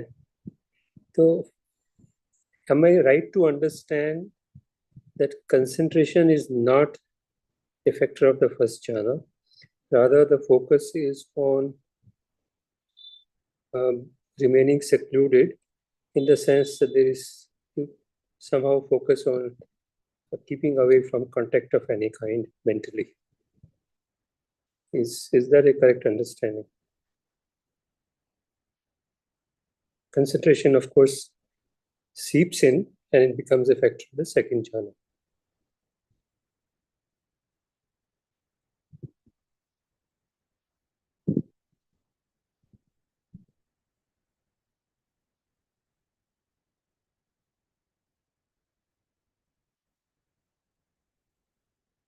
You should try to answer. Yes, sir. Actually, I'm like joined from mobile. There's problem with my Wi-Fi. So, yeah, it says that happiness for the first jhana is born of seclusion. But what it exactly means is the person is able to still focus it and practice it in spite of distractions which is coming. So the fruit of learning is happiness born of seclusion.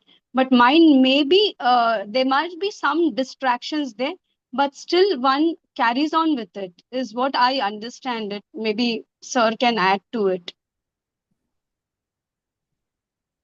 Okay.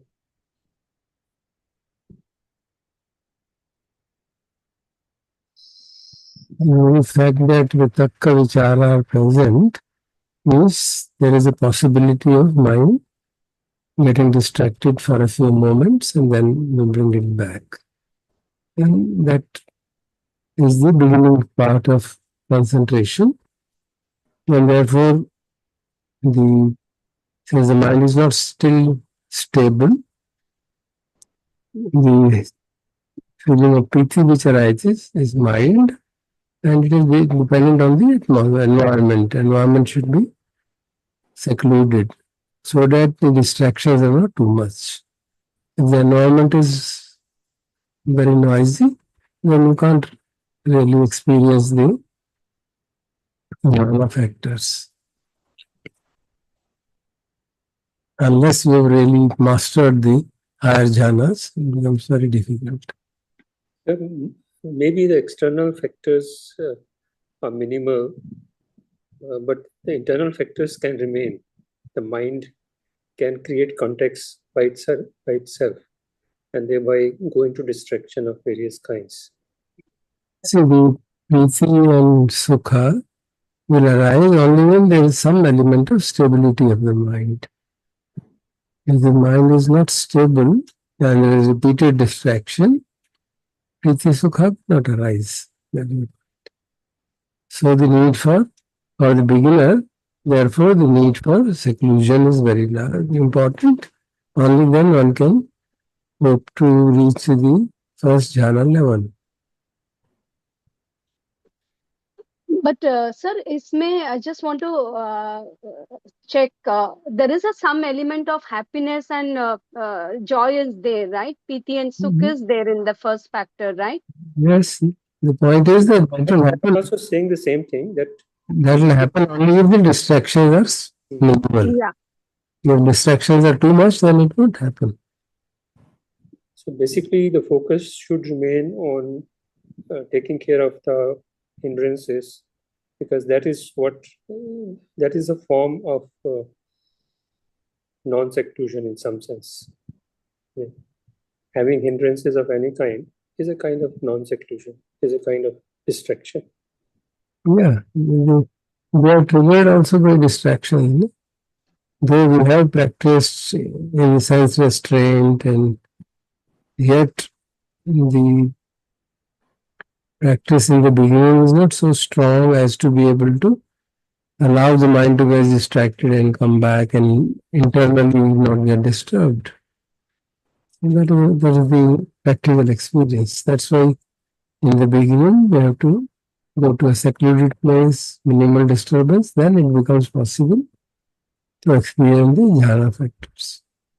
So here the role is in the first factor, if I can understand, is the seclusion plays a main role to focus inward, which will be free from distractions. Yet there will be some kind of distractions will be there, but with seclusion, the meditator will be able to practice the first jhana.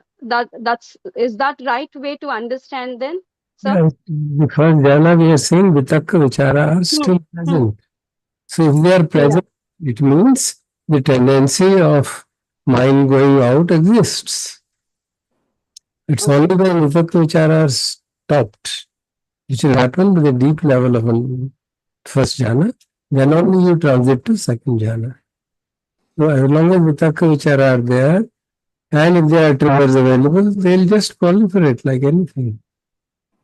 You know it from once you practice, you know it how it happens. Right. Thank you, sir. Thank you very much.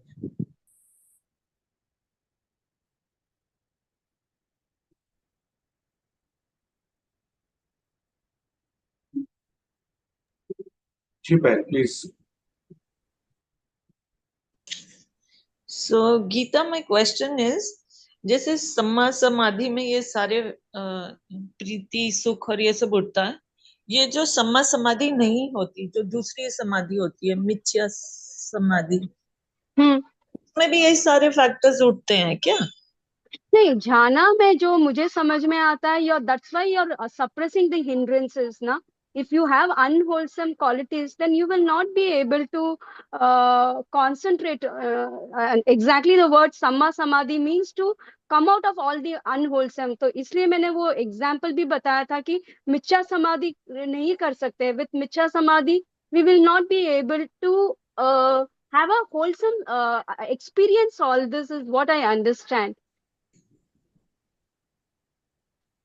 तो फिर What? अगर तू ये बोल रही है कि सम्मा समाधि में ये होगा, तो फिर उसको हम रिप्रेशन क्यों बोल रहे हैं? क्योंकि जब तुम मेडिटेट करते हो, जो जो हिंड्रेंसेस हैं, उसको तो बोल रही है ना, सप्रेशन होता है. Temporarily, we are temporarily suppressing it because it is impermanent. It can anytime crop up unless we but it don't keeps reach. cropping up. It keeps cropping up. If you're meditating, it does keep cropping up.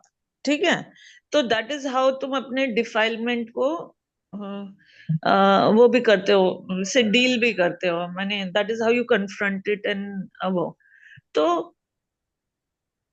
मुझे वो समझ में नहीं आया कि उसको तुम बोल रहे हो कि वो सप्रेस भी हो रहा है, क्योंकि तुम उससे आगे उसको वो भी तो करते हो ना. यू अंडरस्टैंड कि तुम्हारी क्या डिफाइलमेंट है और क्यों तुम उसका, तुम योनिसो मनसिकारा भी करते हो. तो या तो वो सप्रेस होगा या तुम उसको. जैसे मैं समझती हूँ, जब हमने भी रिट्रीट की थी, राग और द्वेष को एक और रखकर ध्यान करो, concentrate करो, right? It's not that we are completely come out of it, right? That defilement is still there. We are putting it aside for some time to experience the bliss and happiness. What I meant was that, because if I say your hindrances are completely gone, then we have reached a certain level, right? This is like only a नहीं, preparation to. Gone का नहीं, मैं gone का नहीं, मैं repression word का, suppression word का बस एक क्रॉस चेक कर रही हूँ. क्या हम उसे सप्रेस कर रहे हैं और या we are putting it aside? I don't know what is the right word to say. When I use the word surprise means it does not disturb us or it does not come again and again. इसीलिए वो 5 निवरण का जो subject कल सुनील जी ने पढ़ाया था, उसमें like we are using the antidote na, so that we temporarily put it aside, suppress it. I don't know what is the right word to use in how do I put it across? Suppress बोलूं या उसको हटा दूं, एक और रख दूं, but वो पूरी तरह से तो नहीं गया है ना हमारे अंदर. In the deep unconscious mind it is still there, but वो ऊपर ऊपर से हमने उसको थोड़ा सा दबा दिया है, so that we can experience this kind of bliss and happiness. It has not completely gone or eradicated as such.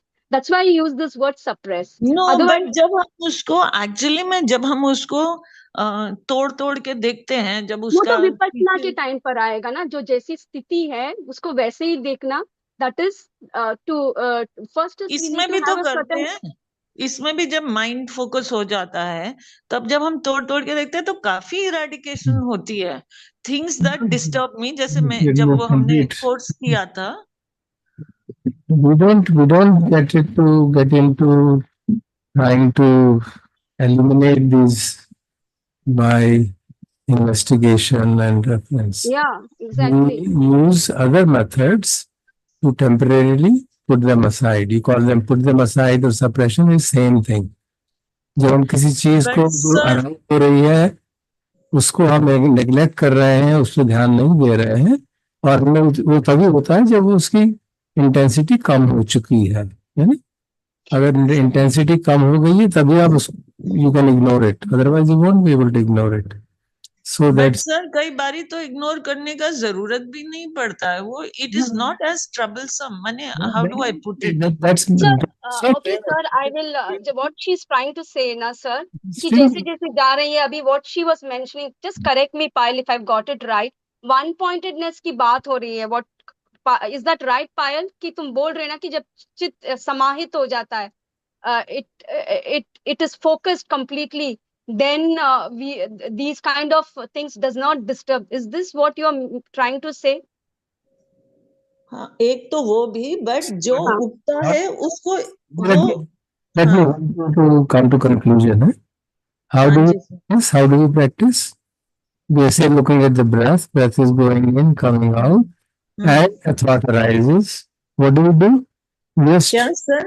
तो आप थोड़ा माइक से थोड़ा सर वो रही आपके वॉइस वो हो रही है. हाँ जी.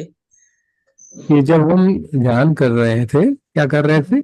सांस को जान रहे हैं, आ रहा है, जा रहा है. हाँ हाँ. और मन में अगर विचार उठता है तो we just note. विचार उठेगा तो one of the defilements ही होगा. Just note it and relax. We don't try to investigate and ask it where did it come from and how did it. Just relax. And in due course, it no longer bothers us. And we come back. Sir विचार भी तो नहीं उठते ना. मैं ये बात बोल रही हूँ, वो भी तो अपने आप नीट हो रहे ना. पूरी बात नहीं सुनोगी, पहले बीच में इंटरवीन कर दोगे. अच्छा सॉरी. बात सुन लो भाई. हाँ जी हाँ जी. विचार तब नहीं उठेंगे जब आपकी समाधि पुष्ट हो गई है. We are talking of the process of working on this ना. When you start with it, अगर विचार नहीं उठ रहे तो फिर तो ठीक है, वो सप्रेस हो चुके हैं. They are at a very low level of intensity at that moment because of the conditions. Because there are no triggers, there is no contact at the sensory level. कोई ट्रिगर तो है नहीं ना, इसलिए है. हमारे पे कोई भी ट्रिगर नहीं है. वहां पे शांति है, कोई आवाज नहीं, कुछ देख नहीं रहे, कुछ सुन नहीं रहे. जब खाते हैं तो पता चलता है ना कैसे ट्रिगर लगते हैं. खाना खाते कैसे मन भटकता है. So you can see that. The point is being made. How is the process of first jhana achieved? वो बात हो रही है ना. तो कहा जा रहा है कि आप पहले कुशल धम्म और अकुशल धम्मों को एक साइड डिटर्मिनेशन कर लीजिए कि हम उसमें उलझेंगे नहीं. ये आपका डिटर्मिनेशन है. लेकिन वो तभी संभव होगा जब उनकी इंटेंसिटी कम होगी. तो आपने वो इंटेंसिटी कम कर ली है तब संभव है. अगर कई बार ऐसा हुआ किस लोगों को ध्यान में कि उनका बिल्कुल मन टिका ही नहीं, तो उनसे कहा पहले उसको कम करो भाई. तब तो करना ही पड़ेगा. जब आपका मन टिक ही नहीं रहा है और इतने जोरों से कोई संस्कार जाग रहा है तो उसको एड्रेस करना पड़ेगा. तो आप समाधि नहीं काम कर सकते. It's a different thing all together. So we have to work in a proper manner. So the question here is that what we say, we are, जिसमें शुरू में आता है ना, विच कामे ही विच अकुशले ही धम्मे ही. और पारा पार उसमें सती पठान में था विनय नोके अभिज्ञा दो मनस्सम. उसको you put them aside, which means if they arise, you don't get into grasp them, you don't bother about them, you just let them be, and you don't give any attention to them. You come back to the breath. So they remain for some time and go away. So this is the process of not giving attention to what is arising.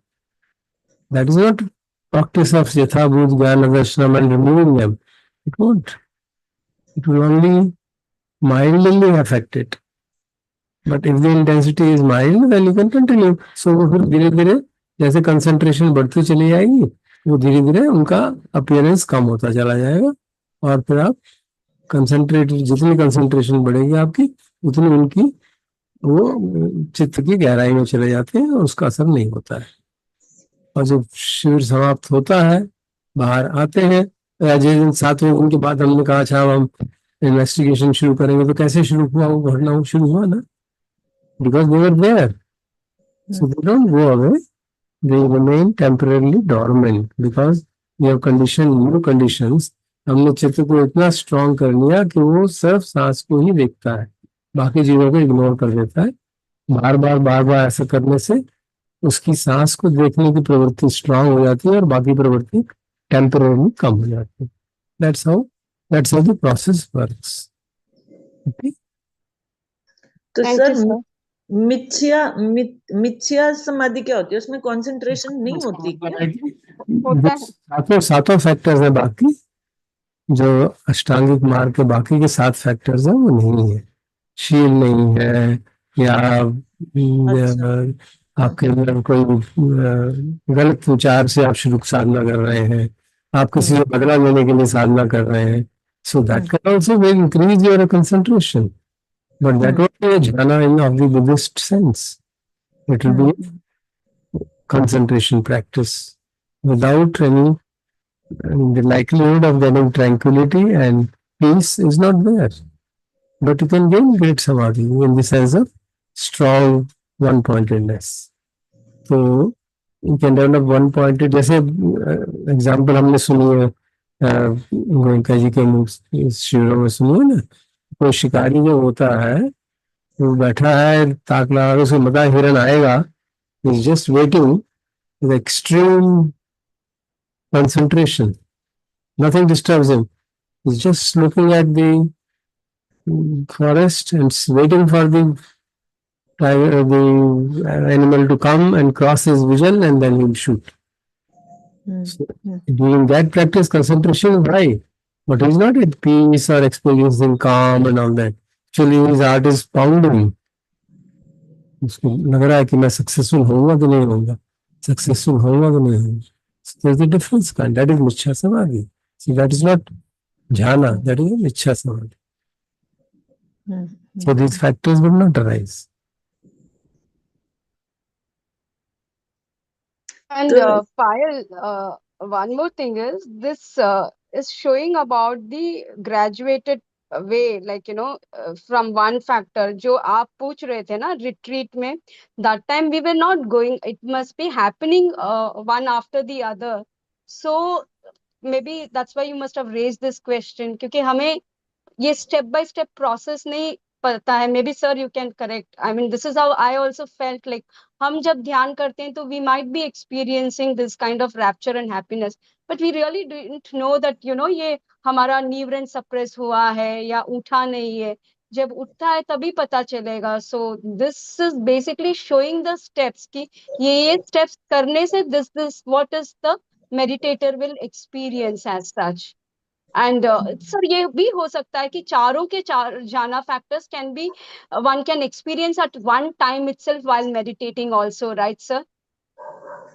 What do you mean चारों jhana factors से क्या मतलब है? मतलब ये कि आपको मतलब ऐसा नहीं है कि ये रैप्चर या हैप्पीनेस, जैसे यहाँ पर एक एक स्टेप दिया हुआ है. पहले वितक और विचार हट गया है, फिर हाँ, You experience all of them. And after some time, if you have practiced well, after some time वितक विचार बिल्कुल बंद हो जाते हैं. correct. Our experience. So it's not something which is out of the blue. It's absolutely according to the practice. As you practice, you sequentially come to these points. से चारों ध्यान sequentially अपने आप होते रहते हैं अगर आप ठीक से ध्यान करेंगे तो. हमको विचार करने की जरूरत नहीं पड़ती कि मैं पहला ध्यान करूं कि दूसरा करूं. That will happen when you master them. When you have completely mastered them, then you know, okay, I'll start with the fourth jhana and get into that quickly. First, second, third, and go into fourth jhana and stabilize there. And as जैसे हमने पढ़ा था, तो वो, we had read it in the case of the vimukti, two kinds of vimukti. The one was panya vimukti, other was mukti by both the ways. In the second way, what was there? He attains immaterial jhanas, 5, 6, 7, 8, then comes down, goes up, comes down. At will, he can come out. At will, he can enter. So that is a tremendous amount of capability of mastery over the jhanas. So वो जहां उस तरह की mastery आने में बहुत समय लगता है, बहुत एफर्ट चाहिए. अभी तो हम पहले ध्यान की अभ्यास की कोशिश कर रहे हैं, और पहले ध्यान के अभ्यास में भी इसीलिए हम कहते हैं कि सिक्लूजन की आवश्यकता है, क्योंकि वितक विचार अभी खत्म नहीं हुए हैं. तो बाहर ट्रिगर होगा तो there will be huge upsurge of the defilements and will not be able to balance. इसलिए स्टार्ट हम उससे करते हैं, seclusion से, and gradually migrate to a state where seclusion is no longer necessary. But then we go into the factors arise because of concentration. Yeah. ठीक है sir, thank you. Sir तो जैसे देवदत्त को वो आ गई थी क्या बोलते हैं कैपेबिलिटीज वो बिकॉज ऑफ मेडिटेशन, तो ये सम्मा समाधि का रिजल्ट होता है या ये दूसरी समाधि में भी? Psychic powers can by many ways, many ways. By also can attain. Sir थोड़ा माइक से पीछे होकर बोलिए, क्या ये psychic powers are? Psychic powers can be attained by numerous ways. Purely on devotion also you can attain psychic powers. You can attain psychic power by occult practices. By in Indian tradition, before Buddha also, people had psychic powers. Alar Kamama is an example. Buddha Karamputta is an example in the text itself. But there are a large number of practices which allow you to gain these kind of psychic powers. They are not Samma Samadhi. They are not of the same kind which will lead to liberation. They actually lead to bondage. Sir तो सम्मा समाधि करो तो उसमें भी क्या psychic parts आती हैं? Yeah, that's what Buddha is telling. तो वो डिस्ट्रैक्शन नहीं होगा, माने वो डिटोर नहीं हो जाएगा if I get engrossed or if I वो मेरे लिए एक वो नहीं हो जाएगा, मेरे को दूर नहीं लेके जाएगा. Depends on how wise you are. है ना? अब कोई ये कहे कि मैं चाकू हाथ में लूं कि नहीं, हाँ चार चाकू हाथ कट सकता है, तो भाई अगर आप वाइज हो तो चाकू लो, नहीं तो मतलब बच्चे को नहीं दिया जाता ना चाकू हाथ में, तो खतरा है, वो कुछ भी कर लेगा. जो समझदार है वो उस चाकू से अपना काम लगाता है, सब्जी काटता है, जो कुछ करना है कर सकता है. So it is obviously, of course, there's a possibility of getting misdirected anywhere in the practice, especially in samadhi practices. There's a great possibility. जो हमने ब्रह्मचार सूत्र में पढ़ा था, जो सारी फिलोसफीज बनी, अधिकांश तो ध्यान के कारण ही बनी ना.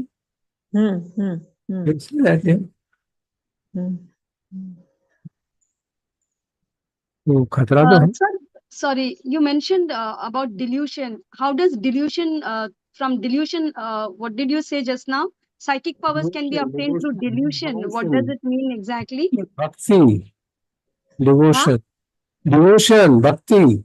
Bhakti, okay. What did you mean? I couldn't hear. Your voice is not coming properly. There is a lot of noise behind me today. Huge noise. I'm myself feeling the difficulty of communication. ठीक है, मैं बाद में पूछ लेती हूँ, sir, because I can barely hear you properly now. No problem. Completely closed all the windows, doors, but still there is noise. ठीक है, sir, not an issue. I'll ask you later. It's okay. Through devotion also, there are stories in our literature, thousands of stories, of people who are devotees and who got psychic powers. We have evidence of psychic powers of many other kinds of practices. In our age also, in our last 50 years also, there have been many saints in India who had tremendous psychic powers.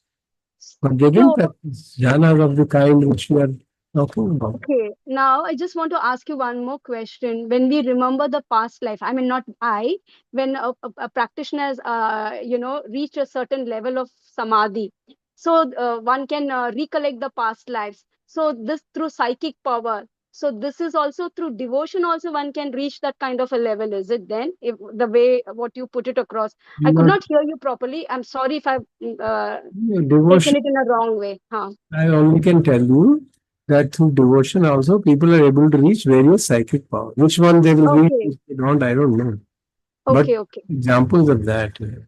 If you read the life story of Ramakrishna Paramahansa, just by his devotion to Kali Ma, he attained tremendous psychic powers. Yeah, I got it. Now I remember, yes.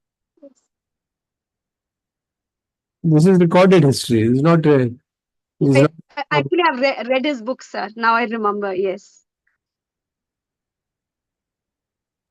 Karodi Baba also. Yes, Renuka, you want to say something? मैं कह रहा था करोड़ी बाबा जी हैं, वो उनका भी यही है ना.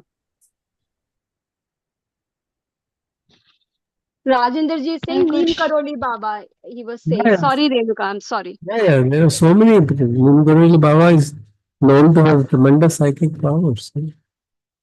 He could even predict the future, what's going to happen.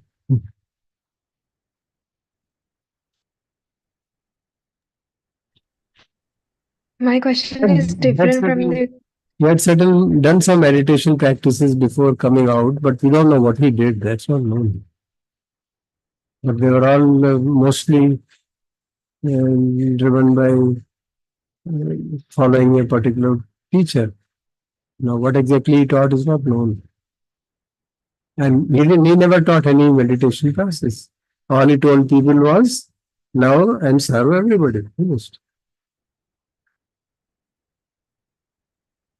If somebody insisted, he would say, go and want to get some powers and everything, and want to get something, go and sit in the temple and request Hanuman, he will give you. What do you make out of that? You can't rationally really pick it up. There's no rationality there.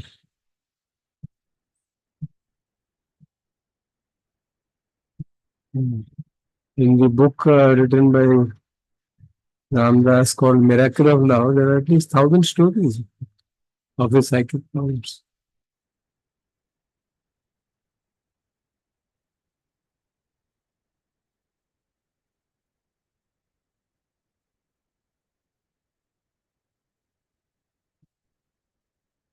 I think Renuka has raised her hand.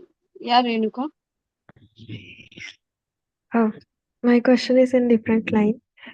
In one of the slide on the left corner, there was a small white box जिसमें लिखा हुआ था वितक्का और burning up the hindrance के column में लिखा था thin myth, sloth and torpor. Am I audible? Hello. Yeah, yes. हाँ, रेणुका, I can hear तो you. मेरा वही क्वेश्चन है, मेरा वही क्वेश्चन है, वो मुझे समझ नहीं आया कि थिनामिद how can sloth and torpor को ओवरकम कर सकता है? आई मीन वितक्का कैसे स्लॉथ एंड टॉर्पर को ओवरकम कर सकता है? Because the way I understand is like it because you're continuously applying your mind ना वितर्क का जो ये है application of the mind to the object, so you're directing it continuously. तो उस practice से it inhibits like जो sloth and thought पर जो तीन मिद है उसको बंद कर देता है, because it's a application of continuous application of it on the object. I mean, this is how I understand it. Vichara is sustaining it. Vitak is pushing it. Like how can it overcome doubt?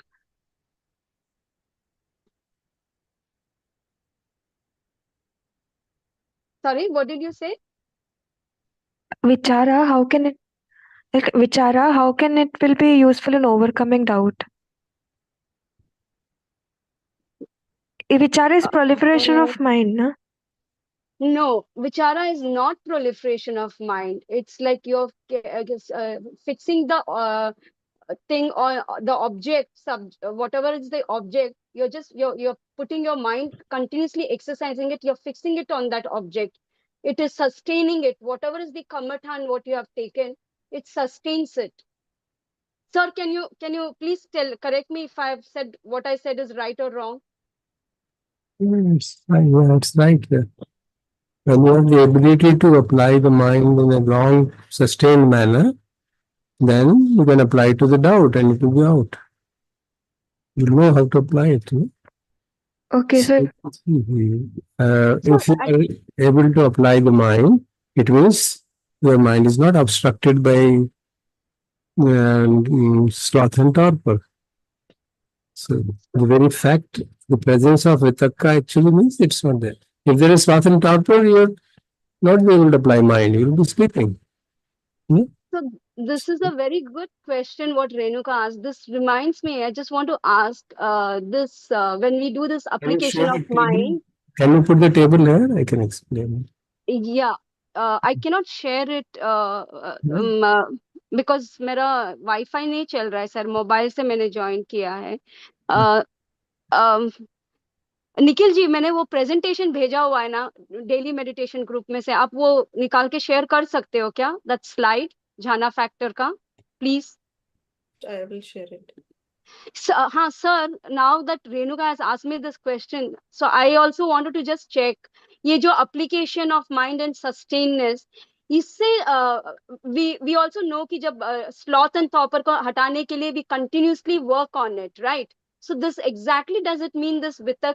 अभी ये question पूछा है तो मुझे भी I just wanted to be very sure about it. The very fact that we are able to apply our mind हाँ means Vitakka and Vichara cannot arise. If okay Vitakka and cannot Vichara are arise. there, sorry, if the thin Nidda cannot arise. If thin Nidda is there, you will not be able to apply your mind. Yeah, because you cannot concentrate, right? It works both ways, no? हाँ तो ये okay, this also I want to ask you, जो hindrances है, जो 5 निवरण के जो 5 दोस्त भी है, तो उसके through also one can do it, right? No, they are different. No? They're not. They are different? They're not related directly. One-to-one correspondence नहीं है उनमें. नहीं है. There is not one-to-one correspondence between the factors of the Indriya and Nivarana. वैसा नहीं है. वो कहा जाता है. अच्छा. They're not one-to-one correspondence नहीं है. So my The question four is one-to-one, friends. like what does it exactly mean? Can you just Pardon? explain? What does it exactly mean? What did you say, sir? I could not hear you. What did you say just now? That when you are able to apply mind, हाँ. then Nidda cannot be there. Got it. I got that. जब हम बोल रहे हैं कि 5 निवरण, जो 5 दुश्मन का 5 दोस्त भी है, जो वीर्य लगाना पड़ता है. मैं बताता रहा हूँ, they are not one-to-one correspondence. 5 They are दोस्त. not one to one. Okay, they are not one to one. क्या है? श्रद्धा. Okay. हाँ. Yes. Shraddha, Virya, Sati, Samadhi, Panya.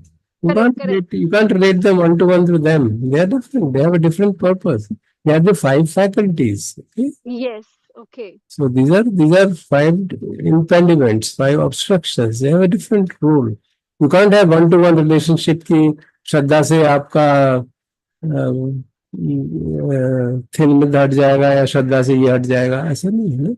It's not one-to-one correspondence. There are some relationships you can figure out some relationship, but they are not seen as antidotes of this. Okay. ऐसा नहीं माना जाता कि वो इसके antidote है. जैसे antidote कहा जाता है ना, वो अलग है. एंटीडोट के रूप में अलग काम होता है. जैसे So if I can sum up, if I can understand it. Keep that slide screen, please. हाँ. तो मतलब अपने जो कंडीशन के हिसाब से, जैसे कि विचिकित्सा है तो श्रद्धा चाहिए डाउट के लिए. This is not one to one correspondence you are saying. तो अब मैं खुद कंफ्यूज हो गई हूँ in this jhana factors.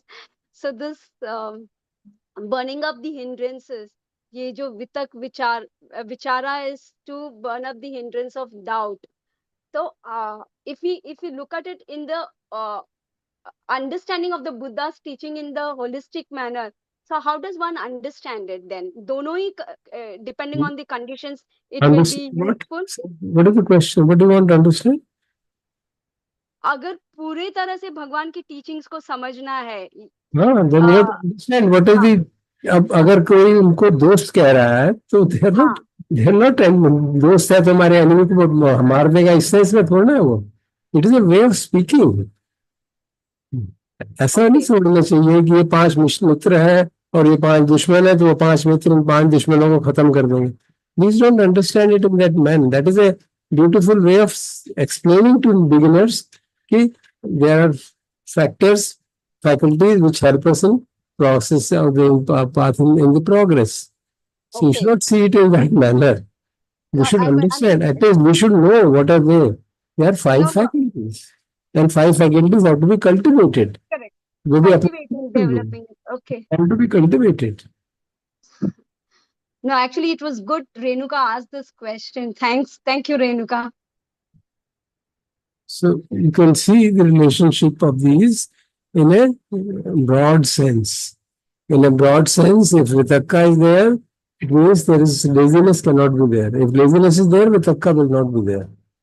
Similarly, if doubt is there, then you can't apply your mind to sustain it on the application of an object. Then you will try to silence it. If the doubt is too heavy, you will not be able to meditate at all. No question. If you have a doubt about the whole teaching, or doubt about your own abilities, that's what happens. And you can't carry on. So they are in a way, in some sense, helping to see the relationships of them to the interest. These are kind of relationships of the interest.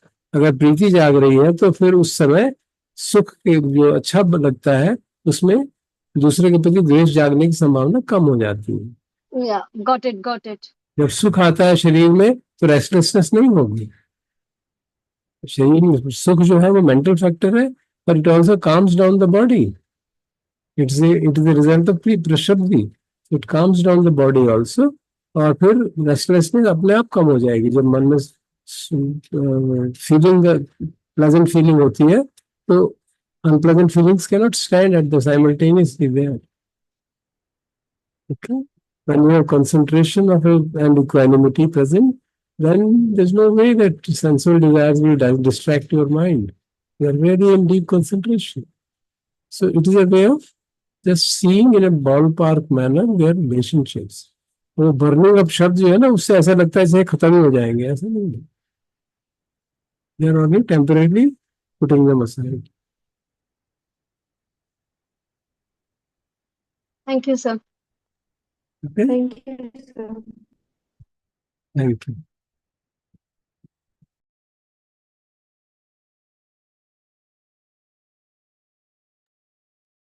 Sir जब हम लोग practice करते हैं और जब प्रीति सुख होता है तब ना एक अलग काइंड ऑफ एनर्जी भी अराइज होती है. I don't know how to explain it, but so that also I think differs sloth and topper. You feel lot more energetic, you feel I don't know how to explain it, but एक मैंने कुछ experience ऐसा किया कि with that you were I don't know. This is true of happiness of any kind. हाँ जी. This is true of happiness of any kind. आप अगर happiness which is wholesome, कोई भी wholesome happiness होगी तो उससे ऐसा ही होता है. आप जब हम जब जाते हैं वहाँ संगारामा में, हाँ जी, हालत खराब हो जाती है. 5 घंटे बैठे बैठे 6 घंटे वहां उतरते ही शुरू हो जाते हैं. कैसे होता है? एंटिसिपेशन होता है ना. You waiting to go there. You वहां जाके यू आर हैप्पी ना. You are not disturbed, you're not depressed. When you go and see something happening, if there is something, everything is broken down there. Suppose you go someday and everything is broken down and there is fighting going on. You might get into negative states unless you are very, very good at putting equanimity. तो energy drain हो जाएगी. जैसे ही आदमी depress होता है energy एकदम drain हो जाती है. Because it's a direct effect of mind on the body. Similarly there is a direct effect of positive states on the body. Body gets adrenaline, उसके पॉजिटिव शरीर के अंदर ना. जो उत्थान रूप हमने पढ़ा था ना उसमें, चित्त समुत्थानानां रूपानां, चित्त के अनुसार साथ साथ रूप भी जागता है. तो जब चित्त होलसम होता है तो रूप होलसम जागते हैं. दे uplift the body. That's it's a common observation. You can see it happen not only in jhana, of course. In jhana it is clearly evident, but it is evident in other things also. I remember long back, when I was associated with my monk teacher of Lucknow, we had to print a book. I was so tired. I traveled in the bus from IIT up to East Delhi, standing, but also feeling happy. Yeah, I'm going to publish a book of my teacher. So it was a joy. There was no meditation. It was joy of doing a wholesome action. It was the anavajya sukha. There was no creed, no great aversion. It was a stable happiness which took me through such a difficult state of travel and difficulty in locating the place and talking to the person. So because the mind was uplifted, you could do everything. That much of journey, standing in the bus and going for those times in the 80s, you know what was the kind of transport we had and all that. But it doesn't matter. I remember vividly. Literally, I reflected, I'm not in a position to do that otherwise. But there I was able to do because there is a bit of joy in doing something very useful, in my own opinion. It is a common phenomenon. You can check it up at various other opportunities also. True. When some monks come and we prepare food, madam gets up at 3 a.m. prepares food. She doesn't get tired. These days, she gets tired within half an hour. There's a joy. Oh, good. They're doing something wonderful. Joy has the ability to infuse energy in you.